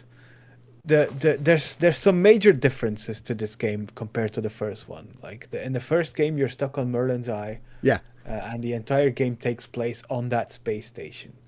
But now in Starboard Vector, you actually get your own spaceship and get to travel with a crew across space, which I thought I was quite scared about that. Okay. I thought because of that the game would lose some of its intimacy, because you're not stuck with the same people all the time, and you're going all over and meeting new people over here and new people over there and stuff like that. But somehow Jump Over the Age managed to keep that intimacy.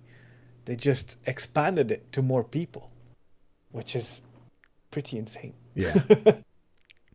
But yeah, the gameplay is as good as ever. They evolved the dice-based gameplay in ways that I didn't expect.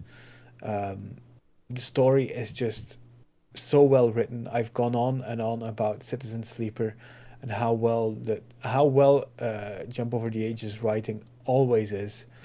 But yeah, they've proven it again with Citizen Sleeper 2.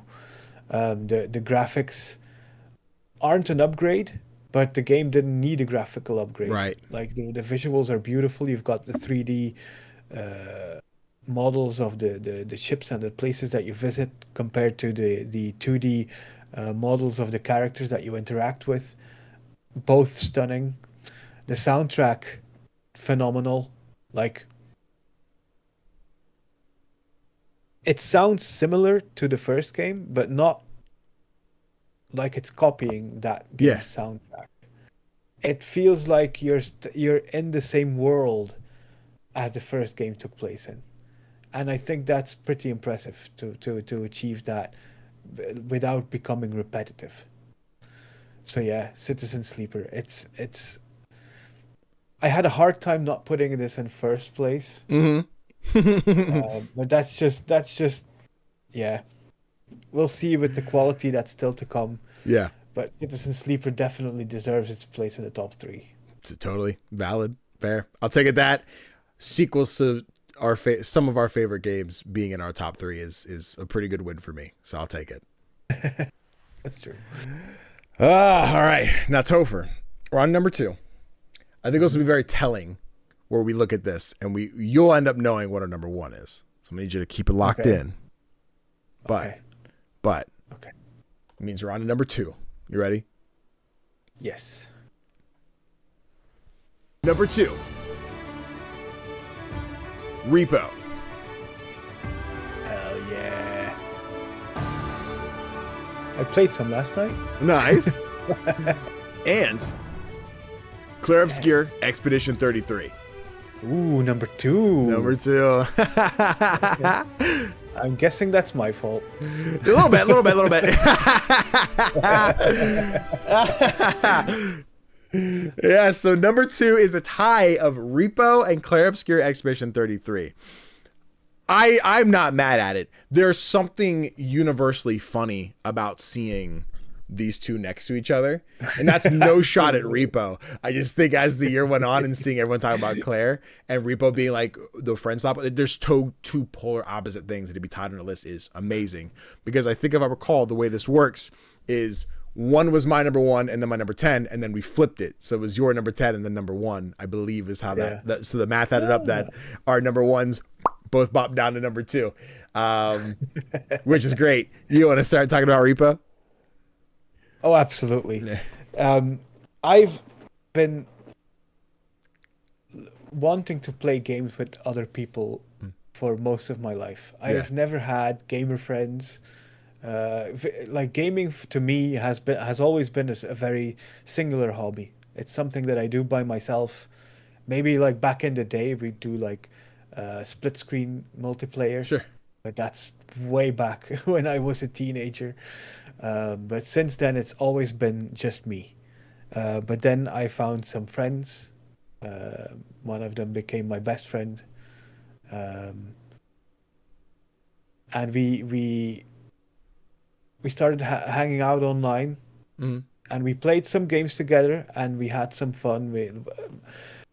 A lot of the time I spent watching her play. For example, my time at Sandrock, which was an amazing time. But then Repo came out, and we were like, maybe we should give this a try. Let's see if we could have some fun with this. And oh boy, did we have fun with it. My God. I love the semi-bots. They're so much fun. The facial expressions, the goofiness of them in general. Running around these levels. The proximity chat is an absolute highlight in this. I will always adore a game with good proximity chat, but this one does it the best for me. The variety in the monsters that you face is something else that I really, really love. I was quite scared when they did the update when introducing new monsters. Yeah. But in the end, it just works. These developers really know what they're doing. They're doing this together with their community, which I love. And they're doing it just in the perfect way. Yeah. And I love that. It's such a fun game. I enjoyed playing it with you on stream where I lost the entire cart because I didn't know there was a zigzag before the extraction point. Fresh run, take it back. Yeah. Yeah, it's just so fun. Like I have an extreme fear of failure. Totally. And that runs through my gaming habits as well. Like I struggle with multiplayer games because I always feel like I'm dragging the other players down with me. But in Repo, it doesn't really matter. Right. It's just fun. Yeah. It's great. Yeah. I echo everything you said. I adore Repo. It's probably my favorite friend slap right now. I don't play it as much as you do. Obviously, I get the time, but it's interesting in comparison. Where like my gaming habits growing up were always multiplayer, right? I had a baby brother, so it was always Smash Bros. Or what random PS2 co-op game we could play together. Getting to like middle school and being like, oh, we're playing Call of Duty and Halo, and like that was kind of my everything. And then once I found out about more single player stuff, that I was like, oh, I'm weird for playing these, and that was the thing I went through with college of like, oh no, I'm playing weird games because I'm playing with generic people, which sounds shitty, but like that was when I started to open up and play more single player stuff. And I'm like, I have stories that I want to experience and tell my friends about, and hopefully they want to experience those too, which is why I'm so gung ho on like telling reviewing games like I'm telling a friend, right? Not like a internet robot that's like, this thing is happening, da da da da. Which is why I try to do so much more improv, just speak at the camera as opposed to scripting my stuff out, because I want to sound like I'm telling you about how I like a game, not giving sound bites of whatever, right? All that to say, like with Repo, I'm thoroughly enjoying this. Yes, there's a goal. Yes, there's something we should accomplish. Yes, we want to make money and get the things, but there is so much just dumbness to it, of like the nerdy annoyingness is going to happen, and we're ready for that. Even when we lose, there is the last competition of fighting for the king of the losers, of who's going to be the best. And I love my strategy of, if you play with me, look away. Don't steal my strategy of just find something that's open, hide in it, and then as I watch people die and they're like, I win, I'm like, no you don't, and then I jump out and see what I can do to like just go total squat. Like there's a clip somewhere, and I hope it's on an LB stream where it's on the side where like we'll play Repo, and I jump into a cauldron, I squat, and as they're swinging the hammer, you just see me go like whoop, and just go back down to see how many people are left. It just it's great. No, Repo's so much fun. And I'll put in the universe, I sent an email. I'm hoping to get somebody from SemiWorks on the show so we can talk about this early access to 1.0 something. I've gotten no response. We might not be big enough for Repo, but I would like to continue to bug them. Hopefully they do here. Be like, hey, could we do this? Because I'd like something we keep talking about. I'd like to get it from the perspective of a team trying to launch a friend slap game into 1.0 this year. And I want to see what that looks like. So yes, I adore Repo. I'm glad you put it on here. I'm glad we got to talk about Repo, especially when we were like, early access? I don't know. We're doing it? Bet. Understood. Yeah, but tell me about this game. What was it called? Clair Obscure Expedition 33. Yes, the generic choice this year. Many people's game of the year, but deservedly so. Would be remiss to not mention the mess that took place over the last couple weeks. Where we talked about Gen AI, Larry and talking about them using it, and then Claire coming out and being like, hey, we used it too. What that did at the Indie Game Awards, of them not disclosing that before they wore, and like, love Mike and Kyle. I've seen the shit they've gotten, like, and know that we have their backs. With I support this choice, et cetera, et cetera. But it's been a lot, especially with the bleeding gum, wipe shit on my wall streamer man that likes to call out people because he's prejudiced about whatever, fucking asshole.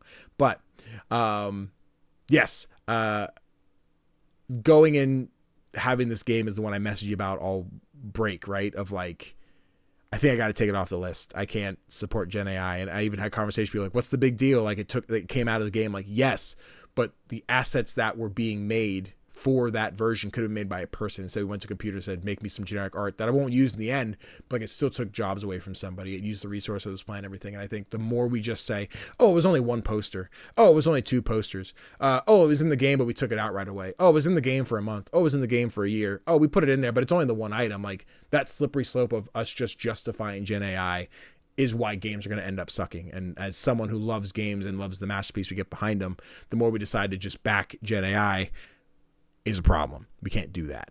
So anyone is just like, I don't understand the problem. There's your problem. Please acknowledge it. Please pretend like don't pretend it's nothing. All that with Clair Obscur being like, I'm about to drop them. They came out way later than I would have liked them to, because it gave me more anxiety than I would have liked. But they were like, yeah, we tried it. It was the same time everyone was using the TikTok filters, and we found out about ChatGPT, and we're like, oh, we found out this. We don't like it. It was a thing we tried. We put it in, backed out and said, we don't want to do this. We want people working on our games. And this one just slipped under the radar.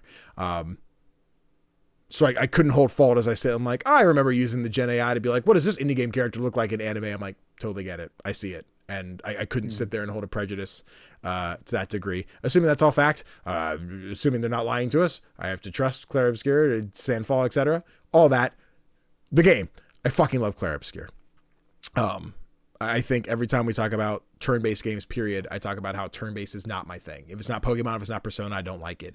And that rhetoric has changed so much in the last maybe 10 years or so, where I'm like, cool, it depends on the one. If it's the static turn-based that doesn't really do anything for me, if we're talking like the classic Final Fantasies of, I click a button, it goes, boom, it's done, like, not for me. But then you have something like Clair that it is turn-based, but you have these active combat moments. You have parrying, dodging, the jump that lets me counter, like all these different moves that make the combat so much more dynamic than just hitting attack, let it hit, get hit, go again. And I love that.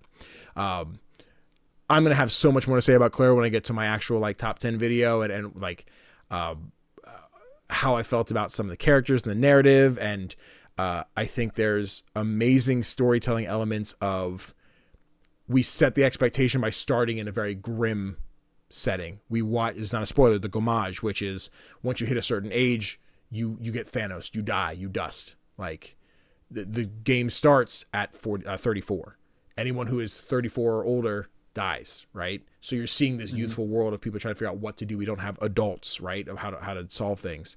And we sent out an expedition of that year, mostly made up of the people who would die next, going to stop this. And we don't see the return of those expeditions. And this is the start of our story. It starts really sad. The party separated. We see a bunch of death. And we're watching them come back together and like, okay, we found our friendship. We're seeing these interactions. We're seeing the brother-sister relationships, the flirty relationships, what's happening. Like there's a happiness here. And I forget how far you are, so I won't spoil it just in case. But then there is the gut-wrenching, like, ready for Act 2? Get fucked, bitch. I'm like, fuck. Shit. Like they said that. I've been spoiled that moment. Okay, so, perfect. Yeah, so you know, like you build up to this happiness of, okay, we're rebuilding what we lost to have it ripped away from you again, right? And like that, it comes at such a like this breakneck pace. Like fuck, my expectations can't be met. Like they can't keep setting things in motion that are going to change because like I don't know what to expect from this story. It gets so much more in depth with here's who this character is and what they do and why they do and da da da da and like what that means for the bigger world and what it means for these characters. And I won't do it here, but again, over on the Boss Rush Network channel, we did a spoiler cast of Claire Obscura, and we got to talk about, I talked about that exact thing I just mentioned in spoilery detail, as well as the end of the game and like close to that and what that means and what these things change to. But I think probably the biggest thing that comes from Claire, for me, is the found family moments of it. I love my family. I'll never deny that. Do they piss me off all the time? Abso-fucking-lutely. But since college, I found this desire for found family, friends, quite literally, like there's no blood relation or anything, but there are people that connect with me and appreciate me and understand what I'm going through. And when it comes, be that games, life, college, et cetera, like things that they can relate to and be like, yes, I understand you. I have your back. And I know that.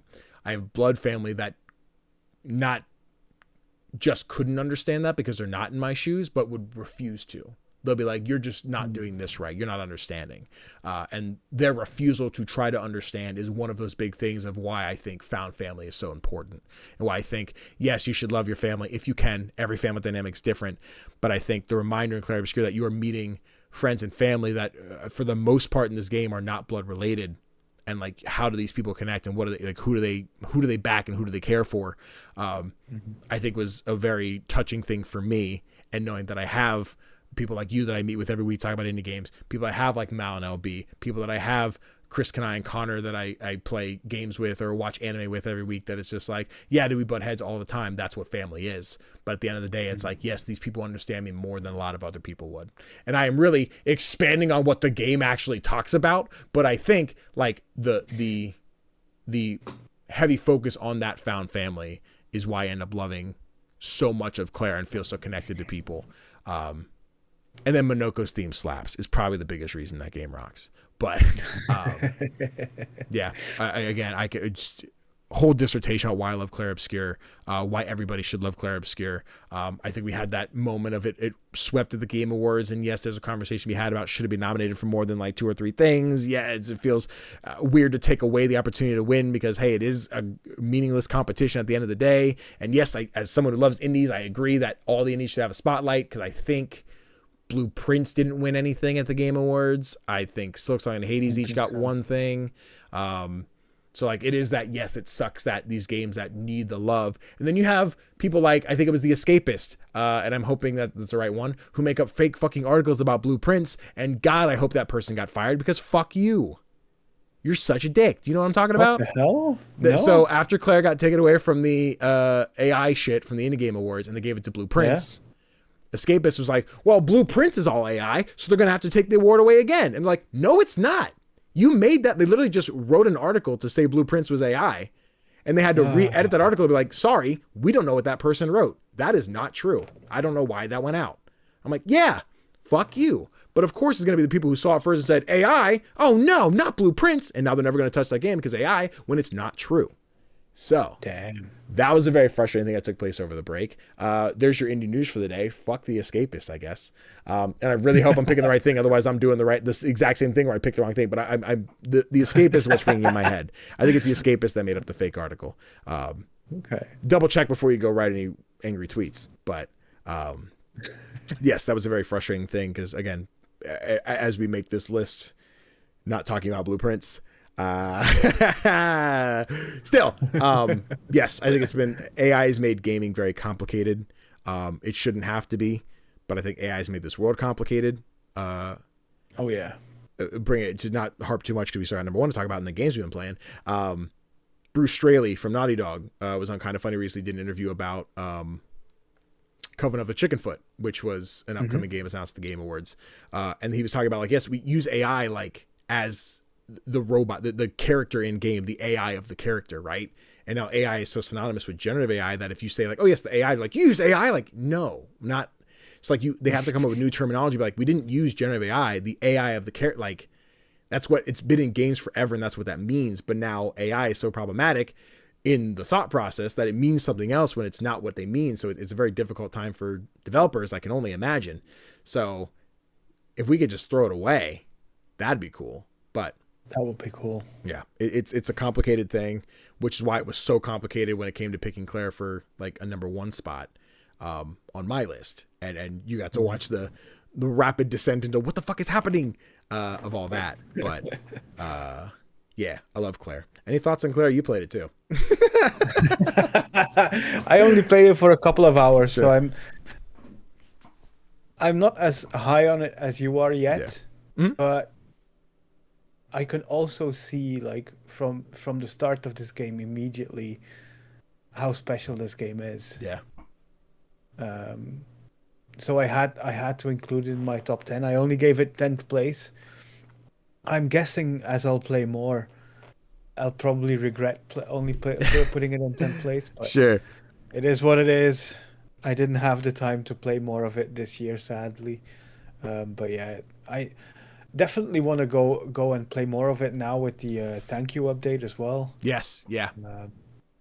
But yeah, time, man, time. It's where do you find time for all of these games? Yeah, you don't. You just pick the good ones. No, it's so tough. It's tough, right? But yeah. I like Claire. I like Claire a lot. So I should play it. Timestamp. Tofr. We're here. You ready for number one? Bring it on. Do you know what it is? Have you locked in what it is?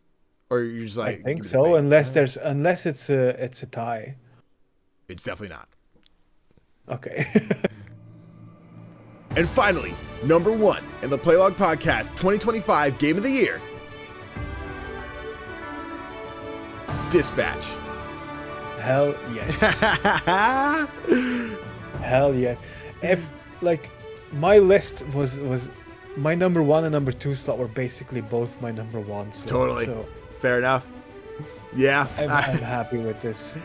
I am too. I'm really jazzed. It was this not even sleeper, just this game that came out later in the year that was tough to be like, what do we do? Like, where does this fall? I think when it came to Game Awards and stuff, it was like episode 1 was out for nomination window, but like the full game wasn't, so we couldn't, really talk about how good it was. But yeah, the Playlog 2025 Game of the Year is Dispatch, which I believe we both had at our number 2. I had it at number 2, yeah. Yeah, so it ended up with the most points with our ties between Claire and Repo, which, again, totally okay with. Dispatch is such a dope game. It really is. Yeah, so please go ahead, talk about Dispatch. Why do you like Dispatch? I just loved everything about it. I'm a big fan of games like Life is Strange and the Telltale games and stuff like that, where actual gameplay is a bit more limited. Yeah. And the story takes the spotlight more. But the thing with like the Telltale games and even with some of the Life is Strange games is that the quality wasn't always there. Sure. And then Dispatch came out and I was like, episodic games, narrative games, you got it. Yeah. We're gonna do this and we're gonna do it perfectly. and there's nothing you can do to stop us. Well, I say perfectly. There is that hacking mini game, which is. That's fair. No, that's valid. But that's the thing is that's the only thing I can criticize about this entire game. The writing is great. The voice acting is great. It's funny. It's touching. It's violent. It's intriguing. I love this game, man. Yeah, I love this game. I'm a huge fan. I think it might have been us talking about it. It might have been me and my buddy Zach talking about it, because Zach and I were back and forth. If it wasn't us on the podcast, it was me and Zach being like, "This is what happened. I picked this. You picked this. Whatever." But it's the fact that Dispatch does the grittiness of Invincible and The Boys without the entirety of the gruesomeness. Which, don't get me wrong, I totally don't mind the gruesomeness. I know many audiences don't. People don't prefer that in their media. So that if like you like The Boys and you like Invincible, but you can't deal with all the blood and the ripping and everything, Dispatch still to some degree, but like nowhere near as like violent as you'd see in those. So I think that first off, that's great. I'm a sucker for Telltale. I remember I got my PS Vita. Telltale: The Walking Dead was the first game I got. And I realized like what that was, that type of narrative storytelling.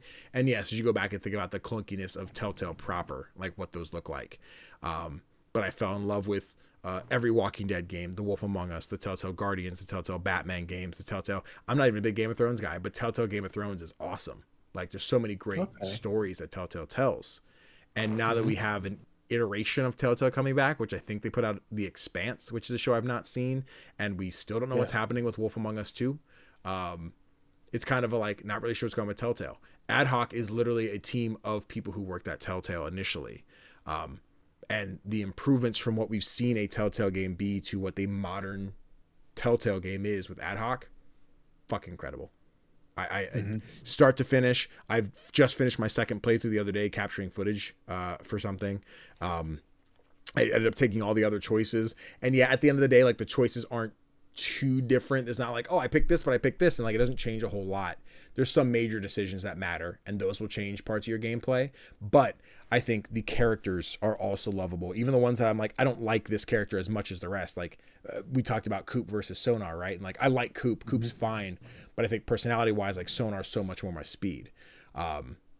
Seeing some of the things take place, I'm like, I think I prefer my first choice being my canon one, and that feels like the right choice compared to 2 and everything.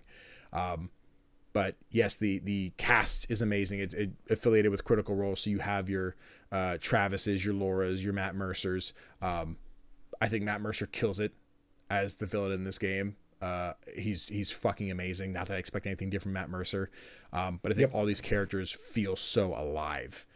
And as I'm making decisions of not just who am I going to fire, who am I going to date, who am I going to do whatever, I am seeing the choices of who do I give a certain perk to, right? Like, oh, I got a random upgrade that I can give more strength. I give it to this person. Or I'm like, oh, this person leveled up. How do I want to keep building them, right? Like I could try and equal out so I can put it, but like doesn't seem right. But like at the end of the game, Prism was my favorite, like for the dispatch stuff.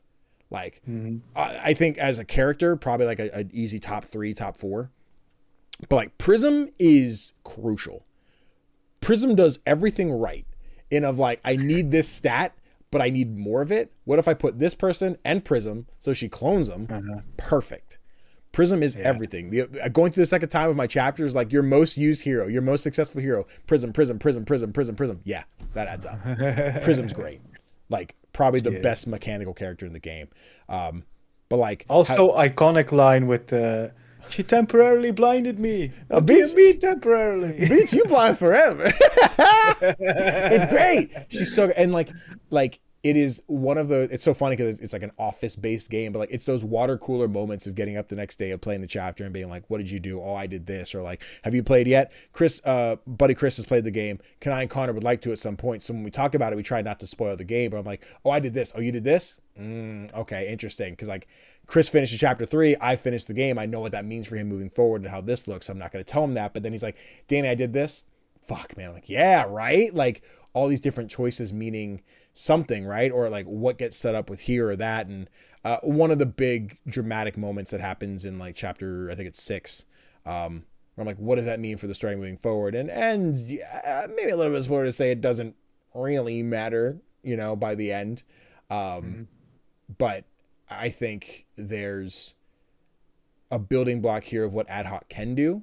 Obviously, I want to Dispatch season 2. I think it's been heavily implied they are going to do that. That seems to be their, if not their next step, because I think they're doing the Critical Role game, the Exandria, whatever, which I don't know what exactly that'll mean. It's something with campaign 1, 2, and or 3. I'm here for it. But whatever a season 2 of Dispatch looks like, if we stick with Robert, if we stick with someone else from the cast and move on from there, or a brand new cast altogether, whatever. I like the loop. I like the gameplay. I'll take it all. Oh, absolutely. Yeah. It's interesting that you mentioned the comparisons with The Boys and Invincible, because I also thought about that. But what I find that's missing from this game compared to those two franchises is the cynicism. Sure. Yeah. There's like both The Boys and Invincible feel like very edgy. And like they have to be edgy to be mature, and that's just not true. And I feel like Dispatch proves that. You don't need to be that edgy. You don't need to be an edgelord to be an adult, and to make games for adults. Totally, and I really like it about Robert. The game. Yeah, Robert does as a character, right? Like pre-established, he's been a hero, and he's like, I'm here to be a hero. And though he fights with that a little bit throughout the story, I think it helps establish like we know what he is and who he is. So even when you get to make dialogue choices that aren't necessarily the heroic choice, they are still heroic for him. He's still telling you, even though it's the asshole thing to do, like I got to cut someone from the team, I got to do this thing, I got to hurt this person's feelings. They're coming from a place of heroism that like, oh cool, like Robert is grounded in this. And some people might be like, well, I don't get to be my Robert. That's fine. I'm cool with having the Robert that we have. Yeah, absolutely. So yeah, I think that's a great point to make, comparing it to the other things. So, man, Dispatch rocks. Yep. I did see something really funny though. Okay. There was this girl on TikTok who had just finished Dispatch. Okay. And she had a theory. Okay. Because you play as this basic ass white guy. Yeah. Who gets thrown into this job, and all of a sudden 2 of these really hot women fall for him. Women who just would never have any reason to fall for him. So basically, this is Twilight for boys. Yep. I'm like, I think we see the same TikTok. Yep. This is Twilight for boys. And you know what? I accept it. I'm here for it. Dispatch could be my Twilight for boys. I'm ready for it. Yep. I accept it. I love it. Oh shit. Bet. Yeah, Dispatch, our game of the year. A quick run through the top 10 again. Number 10, nothing. Number 9, MonsterCon with, I'll do the point. Number 9 was MonsterCon with 2 points. Because it was my number. No, was that my number 1? 9. I forget how it adds up. That wouldn't make sense because it was my 9. How did my 10 work? Oh, right, because of repo. Yep, cool. I'll just read the numbers. I'm not going to do the math. So, yeah, number 9, MonsterCon with 2 points. Number 8, Ball Pit and Spilled with 3 points. Number 7, Consume Me with 4 points. Number 6, Keep Driving and Date Everything with 5 points. Number 5, Split Fiction, Many Nights of Whisper, and Hades 2 with 6 points. Number 4, Slots and Daggers and Wander Stop with 7 points. Number 3, Moonlighter 2 and Citizen Sleeper 2 with 8 points. Number 2, Repo and Claire Obscure with 11 points. And then at number 1 was Dispatch with 18 points. So that's how our list ended up falling together. Tofr, we got games to talk about, but did you want to rattle off a few honorable mentions quick? Sure. Skate Story was one that Dope. so nearly made my list. But I just couldn't think of which game to take off of my list to replace it with. Without a Dawn was a tiny experience that I really enjoyed this year as well. And then a game I put a surprising amount of time into was Trash Goblin. Yeah, okay. So I had to mention that one. How about you? Yeah, I have quite a long list of honorable mentions that I want to cut down to like 10 at some point. So I'll just kind of rattle off a few here that we didn't already include. A weird one that it feels not to mention this year would be Silk Song. I was a big fan of what I got to play and would still like to go finish it. But yeah, like Silk Song was really great. In the horror space, Whisper Mountain Outbreak, I was a huge fan of. It's a great co-op experience. Great cozy game from this year is This Seat Taken. Loved that one. A good roguelike I enjoyed in the realm of Hades was Lost in Random, The Eternal Die. And I want to give a few more. So, and Roger, another great story narrative experience. That's like an hour to play. I was Phenomenal. expecting that one in your top 10. Yeah, it was tough as I sat here and mulling it over. There's so many good games this year. Very difficult. Yeah. And another one I was really high on this year that didn't make the top 10, just like looking at what I had available. But Sword of the Sea was another great one I loved. I think it was a sucky one that came out, did great, and then had like layoffs immediately after. Sucks. But like I think that game is magical. I think it's a great experience. Big fan of that one. But yeah, honorable mentions, baby. Timestamp. Tofr! We played some games while we were on break. We each got 3 games to talk about. Would you like to start us off? Sure, I can be rather quick about my 3, actually. Give it a shot. The first one I played, the only full game I played, is Locomoto. Okay. I've mentioned this one on episodes before, so that's why I don't want to go too deep into it. Sure. I've played a couple of hours now, and it's a fun time. Yeah. Basically, you steal a train in a world where trains are no longer a thing, and you drive it around the countryside, picking up people, picking up packages, picking up other stuff. And at the same time, you try to help your hometown because your hometown is just drowning in smog. No, it's for real. Yeah. Oh, I didn't know about the smog part. I thought it was a cool, cute train game. That make it sad. Yeah, no, you have to help the people from your village because staying there could be even lethal, I think. Yeah. It's that bad. People are getting sick. Like one of the first missions in the game is you taking one of the villagers to another village to see a doctor, and and when they arrive there and the doctor tells them how bad it is, the villager doesn't want to return. Yeah. Yeah, but yeah, it's really fun. The only thing that annoys me slightly is that every time you pull up into a station, you get the cutscene of pulling up into the station. I'm like, got it. It's fine. We can skip it. Yeah. Maybe you can skip it. I don't know. I haven't tried. Yeah, every time you try, you're like, hold this button. Still nothing. Hold this button. No. Okay, got it. Understood. I should try that. But yeah, it's fun. You can customize the train, which is a lot of fun. The characters are cute. I like them. There's not too much depth to them so far, but then again, I'm only a couple of hours in, so who knows? Maybe I'm completely wrong on that. But yeah, good game. Dope. I love it. It's good. I'm glad you finally got around to it. I'm still on my to eventually playlist. I even said like, if it was up, like, Matt, do you want to play this for me and review it? And she's like, yeah, maybe. Like, I'll be down. So if it ever happens upon my desk and I get a copy, I'm like, sure, here you go, Mal. It exists because Mal's during the holiday got back into their itch of Animal Crossing. So I'm like, moments there. Ooh, here's the time. Yeah. Dope. I'm glad you're liking it. I definitely think it looks cute. I again, we've talked about every time it comes up the like, oh, this is kind of like what Spiritfarer was supposed to be, and then they changed the whole vibe. So yeah, it looks good. It's not. I don't think it's gonna be up there with Spiritfarer. Oh, yeah. Then again, Spiritfarer is just so special. Yeah, it's hard to compete in the sequel, baby. But yeah, just the idea that it was a train and then turned into a boat, and they're like, oh, cool. And then look, less the helping wayward souls, et cetera, but being like animals on a train. Dope. Locomoto. I started another game over the break. Actually, so a couple months back, we streamed Storebound, Mal, Abby, and I. And in the middle of that, Abby's like, this is so much like Outlast Trials. I'm like, cool. I've never played. I played Outlast 1. I haven't played 2. And I haven't tried Trials. And Abby's like, I got you. A moment later, I have a gift on Steam for Outlast Trials. I'm like, okay, got it. So, being on Polycule, I've been playing Outlast Trials. I've played maybe a total of like 5 or 6 hours or so. And I'm having a very good time. I think it's very fun. It's intensive, so I've not caught any of my own footage as I'm playing through this. But it's basically, it's Outlast, so it's super mega horror, scary game. But you are going in and kind of doing these individual missions of like, oh, this person is doing a thing in here. It's gruesome. It's gross. You got sex stuff and burning people alive stuff. And it's not for the faint of heart. It's pretty violent. It's Outlast, you know.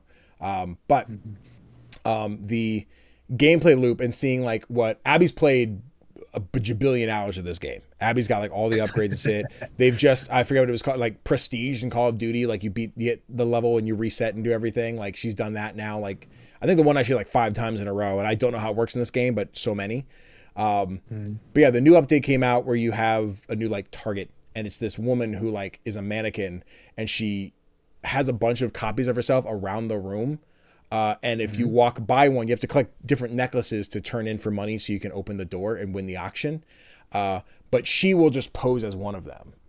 So if you walk up to one, she might be like, "Ha, I got you," and like grab you and start to stab you and everything. So your friends have to come like kick her off you or anything, or you have to have a special tool to get her away. It's very scary. There was literally one time she was chasing after me. I hid, and then I watched her go down the hallway and go like, "Ah," and like pose. And I'm like, Abby, I just watched. She's like, that is still her. Like that is her. She just didn't see you see her. So don't go over there. I'm like, got it. Understood.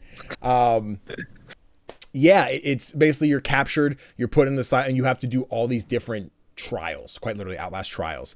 So you're kind of kept in a prison to do different experiments for mad scientists and shit.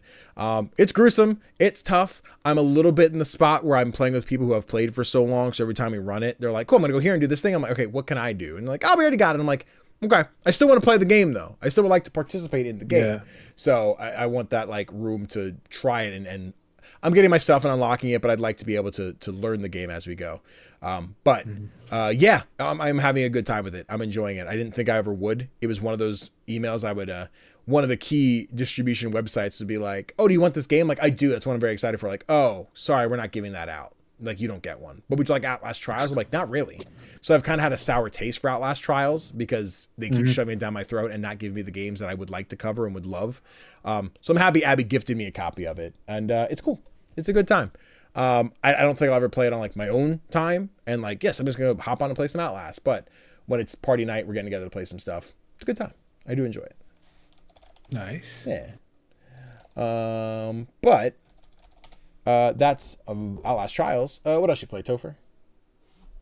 I played 2 more demos. Perfect. The first one being for Last Moon, which is a game that I've been following on Instagram for quite some time now. It's an action RPG that looks like it takes inspiration from the likes of the old school Legend of Zelda games and stuff like that.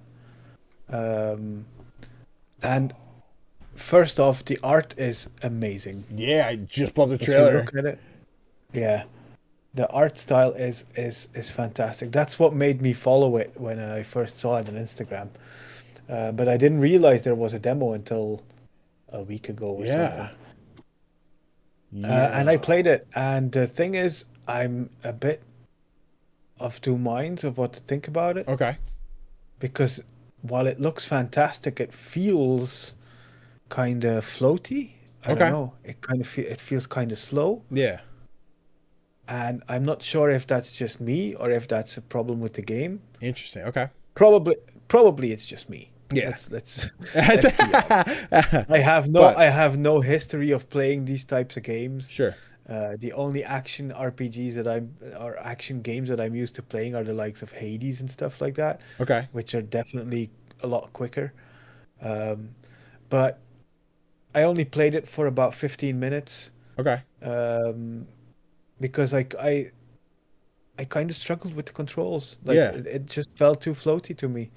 Which is a shame because just look at it. It looks phenomenal and the music is great.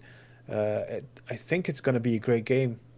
It just might not be one for me. Yeah. Is this what you play? I pulled this up. It looks like it's one of the boss fights. Is it just this encounter? Is it like you said Zelda-like? Is it the RPG exploring the dungeons and stuff like that, or? Yeah. Okay.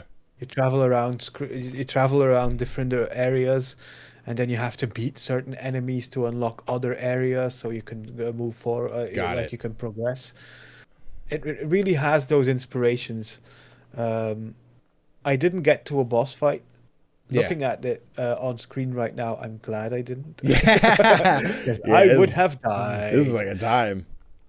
I dig it. I'm interested to give it a shot. I want to see how the controls feel. If it's like a, man, I really got to just like lock in and eventually be like, yeah, I'm comfortable with it. I know how I'm going to slide or how it's going to move. But yeah, the visual style is selling me for sure. And there's I something can imagine. about the gameplay that's giving Titan Soul / Death's Door with that boss encounter. So I'm kind of feeling the itch. I'm gonna wishlist it for sure. Yeah, the demo is still available if you want to give it a try. Hell yeah. Dope. Ooh, that looks cool. Thanks for putting it on the radar and check that one out tonight. Let's see. Timestamp that bad boy. I also played 2 demos just before we sat down to record today. I first, I'm gonna hear this yell at me. Mute. Perfect. I saw this one. I think it was in a press email. Like, hey, we're giving out keys for this soon, so I want to check out the demo. It is called Froggy Hates Snow. And I picked it up thinking it was like a Vampire Survivors kind of game, and it is not. It is more of a... I don't think roguelike's the word I'd want to go. It's kind of a survival game, but like an incremental survival game where you're playing as this frog in the middle of the winter. The place is covered in snow and you hate it. Frogs don't do good in the snow. Not a good time. But what you're doing is you're going out and finding in the snow, you're digging through it. Your temperature is dropping, so you have to keep going back to your little bubble to heat up and warm yourself up. And you're finding currency, which you'll then use to upgrade how fast you can dig, how many materials you pick up, how long you stay warm. You can heal yourself. You can explore the map more because the map will tell you, yes, there is a pile of gems in this area. Cool. But I can make it more accurate. The pile of gems is here. I can expand the map so I can see the next ring out and everything. So the further I go, I can use those pieces of currency to upgrade and see further. I was really falling in love with this game. I still am. That sounded like there's going to be a but if. No, I think it's really cool. I want to pull up my folder here so I get more. The first run, I was a little confused because it seems like some of the items have weird inputs to them. Where like I got a magnet with the first. There's 2 different frogs that have different abilities, right? So there's the Vampire Survivors isness of it. But I got a magnet. If I would throw the magnet at a pile of gems, it would collect a bunch of them and take them back to my base so I didn't have to pick them up and walk over. Also, while you're exploring, I haven't beaten a run, but you have 10 waves of enemies that'll show up. So now think of it kind of like Dome Keeper, where you're like, I go in, I collect resources, the enemies are coming, run to a space that's open for me, fight. This character does like a tongue attack. If you stand still, you just go, bedo, bedo, bedo. The other character does spit. I prefer the second character because I can do like, I just spit like 3 little rounds, move, spit 3 little rounds, etc. And you use that for combat. I had one funny instance in combat, which movie and TV is fighting with me lately, so I'm hoping I can pull this up because I can't exactly scrub. But the last encounter, I had to quit my run because the enemy flew out of the ring. So, oh no. So for fans here watching the video version, the wave starts. If you look at the one at the top, it's like, here come the enemies. Meow. So when the combat starts, they put a dome up and you have to fight through the waves there. You beat the wave. I beat the one enemy, but I couldn't leave the dome and the enemy just took off. So I'm like, all right. Normally I would sit here and freeze to death, but this character has hot tea. So after it recharges, I can drink tea and I will increase my heat. So I literally could sit there and just prevent myself from dying, but I could not do anything else. So that was just a funny, goofy little bug that took place. I did have to quit the run because I couldn't win. I couldn't leave. But in the case that didn't happen, I'm enjoying the second character the most. I like them a lot. There are other perks. Like you can see a lot of my map is dug out. I got a mole who is great. He follows you around. So again, back to Dome Keeper. I think his name was Drillbert, the little dinosaur. He will just dig through the world for you and find stuff. The mole just goes.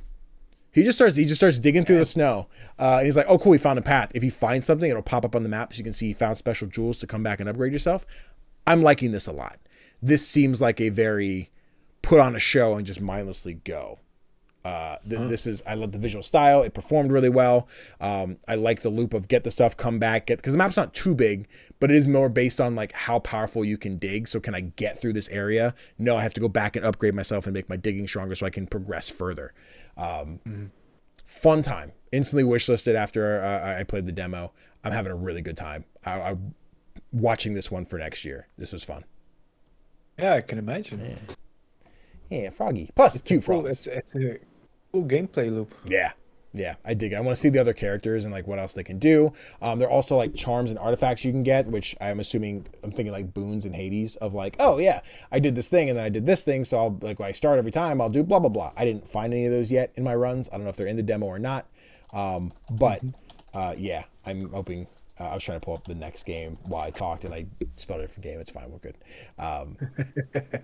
Yeah, so would definitely recommend checking out the demo for Froggy Hates Snow. I had a good time. I don't know how much progress there is to be made, but very cute, very charming. And the combat's not super difficult. It's not like you kind of have to get in that habit of like, you can do manual or auto. I did auto. So if I stand still, the attack would just go. I assume if I just go manual, I get to click and be more active with it. But the only times I would die was either I got overwhelmed much later in the waves or the crazy case of I couldn't finish a fight. So I just kind of had to freeze to death. But yeah. I think it's at a nice difficulty to it where it's challenging, so you're not just steamrolling, but it isn't like, I'm going to get Dark Souls'd over here. Yeah. But yeah, Froggy Hates Snow. Demo on Steam. Tofr, you got one more to check out? I sure do. It's called Moonlight Peaks. It also has a demo out right now. This is kind of like a lot of the farming simulators you might have seen. Yeah. The cute, cozy ones. But in this one, you're a vampire. You are a daughter of Dracula. I'm the daughter of Dracula. Nice. Good to know. Oh, wait, there's deck building? Got it. Understood. There's deck building, but not in the demo. Okay. That's the only downside of the demo is the demo focuses completely on the farming side. Got it. Of things. But the farming feels good. If you like this type of game, you're gonna enjoy it. And I'm just curious about everything else that the game has to offer. If you look at the demo, there's so much more going on. Yeah. But the demo as it is fun. Cool. Yeah, like for example, you're waking up in the evening and going to bed in the morning because you're right? Yeah, makes sense, right? Fun. Pumpkinhead. Yeah, it's a good time, but I can't say much more about it because it focuses solely on the farming. Got it. Yeah, I remember. It's funny because I made the one time make a tweet. I'm like, hey, does anyone have like spooky Animal Crossing? I kind of got this itch. I don't really know how to fix it. And then I think this one shortly after got announced. I'm like, oh yeah, I see it. Now, granted, I made that tweet like 3 years ago, so it's a little. The itch is kind of there, but not really when I needed it. But yeah, I like the vibe of this one, and I recognize the name when you put on the dock, and then once I put it up, I'm like, yes. So yeah, I'm glad you're liking it so far. I dig what this one looks like, and this looks like one of those farming sims I think I could see myself diving into. Yeah, this is one of those like. I've been playing Fields of Mystria for about 70 hours now, and I feel like this is one of those games that I could put as much time in, if not even more. Hell yeah. I definitely want to, do you know, is it co-op? Is it single player? Do they have multiplayer in this one? Let's see. The trailer doesn't seem to give that it does. I think it's single player. Okay. Cool. Then this sounds like a cool one where I'd see like if, I think I could see Mal being into this one, but if it is cool, we sit in a call together and play the game together, not like obviously co-op, but oh, my island is this, or I did this, or I got to explore this. Like I think seeing that seems like a very fun like date night kind of vibe. Dope. I think so too. Hell yeah, Moonlight Peak. Dope. I definitely want to check out that demo then. I think it looks really cool. Go for it. Close this. Timestamp. All right, I got one more game as we get ready to wrap this bad boy up here shortly. This was another cute puzzle game. I saw it on TikTok today. I actually had no idea what it was. And then I downloaded the demo. I'm like, wow, this is very cute. So the game is called Swan Song. It is a puzzle game. It's isometric, and it's just one angle. You are playing in a music box. I keep doing the old scene and the new scene. It's fine. We'll do the bottom one. Actually, let me do the top scene for this because video watchers, you get to see more of the actual puzzle. In Swan Song, you are playing with a music box, and on the drawer of the music box is the chords. I don't know music words here. Stick with me, everyone at home. But you have the sheet music, which will tell you what's going to happen. Each note, it's music and a step. So I kept going move, step, move, step, move, step. So the platforms will move, and the goose will take a step, and then the platforms will move, and the goose will take a step. The actions that take place are based on where you put the music notes. So you go from the drawer. I'm like, I'm going to put this on 1. On that first note, the yellow platforms will move into the path they need to be in. And then the music will just go and you run it. As you finish levels and chapters, all the chapters are based on mixtapes. So that top drawer is going to open. It's going to be a mixtape from Amber. You end up finding out Amber's your mother. You go through the, well, maybe not your mother, at least Edith's mother. But I don't know if I'm Edith yet. So I'm not sure who I am in the story. But I'm getting the story of Edith as well as her father, who seems to be a deadbeat dad. Is like, I'm sorry I wasn't around as much. I wish you knew how much I loved you based on blah, blah, blah, blah, blah. Then you have the story of Amber, and you get like she was in the hospital. You get like her hospital bracelet and what she went through and everything that took place. And you are getting these different story-based items as you progress through. I'm very much enjoying that part of it, getting this visual story by notes and items, and a stuffed bear that says I'll always love you, and a camera that says you never forget how much we loved you, because there's a note inside. And I think if there was anything for the puzzles I would like to see added, is that if you fail, it does like reset your board. So like if the goose falls, it takes all of your notes off. I'm like, shoot, I put a note before the goose stepped instead of after it, so I should have done that. So it's a little difficult, at least for my brain, to process like, oh yeah, I need to do A and B, C and D, this, and like I need to put things in the right order, right? And then when I do it wrong, I'm like, shoot, now I have to remember where I had to do the first one. So if I could just be like, the drawer closes, then reopens, and I could just move the music notes around instead of resetting the whole map, I would appreciate that. Because I think that makes it difficult to have to keep redoing the entire puzzle, especially if I'm already struggling with one part of it. That's the only thing I really had a complaint with. I think the game is very cute. I love the visual style. I love that it's this one isometric angle the entire time. And you're picking up notes and like a Mother's Day card or a map of an area that you explored or someone explored at some point, and getting to absorb that narrative. I think I beat the demo. I finished chapter 3, and there wasn't really like a thanks for playing. It just let me put the key back in and run chapter 3 again. So I don't know if that changed anything or what that looks like, but it looks like I beat the demo. It's maybe, if I had to guess, I think it's like 12-ish levels, 3 chapters, so you like 4 levels per chapter. It's very cute. It's a very easy, relaxing game. Eventually gets to a point where like some of the items include like hunters. So as you go to like move platforms, this hunter is set up with blue. So if you move a blue platform, he'll also shoot his gun at the same time. So you have to find out, how do I make him shoot and then the goose move and then he shoots, or like I turn him so he shoots this way or whatever. So each level is adding new mechanics, be it the hunters, rotating platforms, moving platforms. It's nice. I really like it. It's a simple puzzle game. I'm hoping it's one that is simple and long, where it's just a fuck ton of levels. Like I said, just that one thing about let me keep the sheet music the same, so I don't have to keep resetting that. Otherwise, yeah, I love it. Wishlist it again. Yeah, I can imagine. It looks really cool. Yeah, precious. It's a pretty unique way of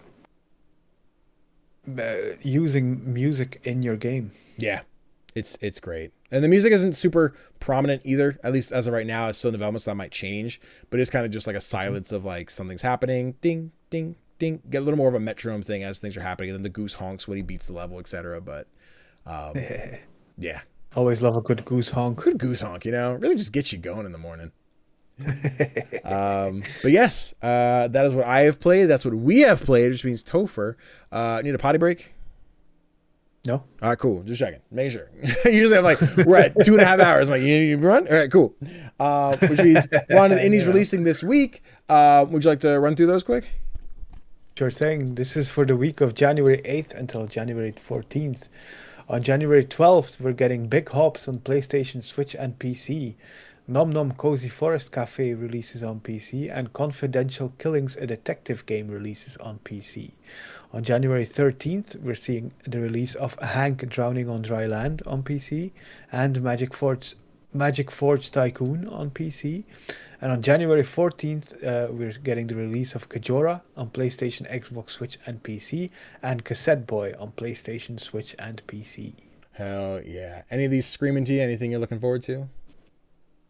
A Cassette Boy looks interesting to me. Yeah, see, this one I want to look up. I haven't seen this one before. It's this game where you can change the perspective. Ooh. And when you change the perspective, things that go out of you don't exist anymore. Oh, shit. Yeah. So like if you have to go through a passageway and someone's blocking it, you can just rotate the screen until that person is no longer in view, then you just pass through. Oh, damn. Yeah. It's really cool. I like it. It It's was giving a little bit of got that fez. fez kind of, Yeah. yeah. Yep. Ooh. Okay. All right. Hold on. And there's a demo. Add to library. Babu. That's cool. I went to look up Hank Drowning on Dry Land. That one. I like the visual Yeah. style with this. I don't entirely know what I'm looking at gameplay wise here. It's giving like a almost like old PC point and click in the like terms of the angles and how the dynamic that is. But Yeah, like, I'm not sure either, but it does have time loops. oh, ooh, love a good time loop. Yeah. I do dig this. I like the visual style. Reminds me of Angerfoot too. Interactive fiction, immersive sim, 2.5D, time manipulation, stylized. Okay, all right. I'm interested in that one. And then of course, Big Hops is a big one for me. I really dug that one. Of course, yeah. I think that's the 12th, right? That was on that one comes out. Yeah. 12th, yeah. I'm a big fan of that. I've been following that one on Twitter, following on Blue Sky. I think I just found the dev on TikTok. I believe they showed up in my feed or something like that. But Big Hops, really good 3D platformer. I was high on it when I played the demo during, I think it was Next Fest. Very excited. I'm gonna shoot some emails and see if I get some keys for Big Hops. I was very excited for that one. Yeah. Dope. Let us know which games you guys are looking forward to this week as we hop into our indie spotlight. We spotlight any game that needs more attention, an upcoming one that you should put on your wish list. Tofr, this is your week. You get to start the year off with our first indie spotlight. What you got for us? Let's go for it. We've got Dragon's Brew, Okay. which is a cozy management game where you run a board game cafe. Ooh, okay. Yep. It's got a demo out now, and it should be releasing later this year. But it looks wholesome. Yeah. I haven't played the demo yet. I have it downloaded. Okay. But yeah, it would be a dream to have my own board game cafe in real life. So Yeah. getting to play that in a video game is the next best thing. This is dope. I like this. This looks fun. Again, I'm seeing Potion Permit. I'm seeing insert any other Stardew Valley-esque kind of game, but that I get to run the board game shop. Discounty, I'm giving a little bit of that as well. So yeah. This looks cool. All right, I'm gonna get to the wish list real quick. I'm gonna go on the wish list. This is basically what this podcast is. Let's put it on the wish list. Yeah. Just giving each other games to put on the wish. Hell yeah, love it. Oh, it's cool. Dragon's Brew. It said Q3 2026, so we got a little bit for that one yet, but dope. Hell yeah. Timestamp. Tofr. 2.5 hours in, and that's a wrap on the first episode of 2026. How you feeling? Slightly sleepy. Yeah, I get it. I got date night now. So guys, thank you so much for watching us on this episode of Playlog Podcast. Let us know what your favorite games were for this year, specifically the indies. Keep those AAAs out of here. I don't want to hear nothing about that. Okay, you can mention one, but if you mention a AAA, you have to mention at least 3 indies. So there's a balance. If I see any different, you get yelled at in the comments. Understood? Anyway, thank you guys so much for joining us again for a brand new year of Playlog Podcast. Tofr, if little Stinkly Winklies want to find you on the internet, where would they go? The easiest way to find me is through my link tree, which is Play Nice Kids in one word. Dope. And of course, you guys can find me at CGDannyB all over the internet, Twitch, Blue Sky, Instagram, TikTok, YouTube, whole 9 yards. Talk about indie games, news, reviews, whatever we choose. We love it. And then, of course, you can find us right here on Thursdays doing Playlog Podcast forever. We're not going anywhere. We're not dying. Talk about indie games till there's no more indie games. Then that's it. Game over. Someone buys every game and they're no longer indie, so we have no industry. It's fine. Oh, could you imagine? That'd be wild. I don't know how that works mechanically, like how money goes up, but hey, whatever. Yes, of course, guys, quick reminder, Sunday, not this Sunday, but the following Sunday, we'll be back again with more Glitter Hearts, with more Kaiju Commandos over on Hack Recklessly, if you want to check that out. I think by the time the next episode comes out, I should have more games to tell you guys about. Maybe I'll just make a TTRPG block where I say, hey, I'm doing this, this, and this, instead of doing my hot things, because I think I have 4 games coming up here in the coming weeks that you should check out. So that's plus Kaiju Commandos. So yay. I like rolling dice. That's all, guys. Thank you again so much for hanging out, and we'll see you guys in the next one, which we're doing our most anticipated indie games of 2026. Mwah!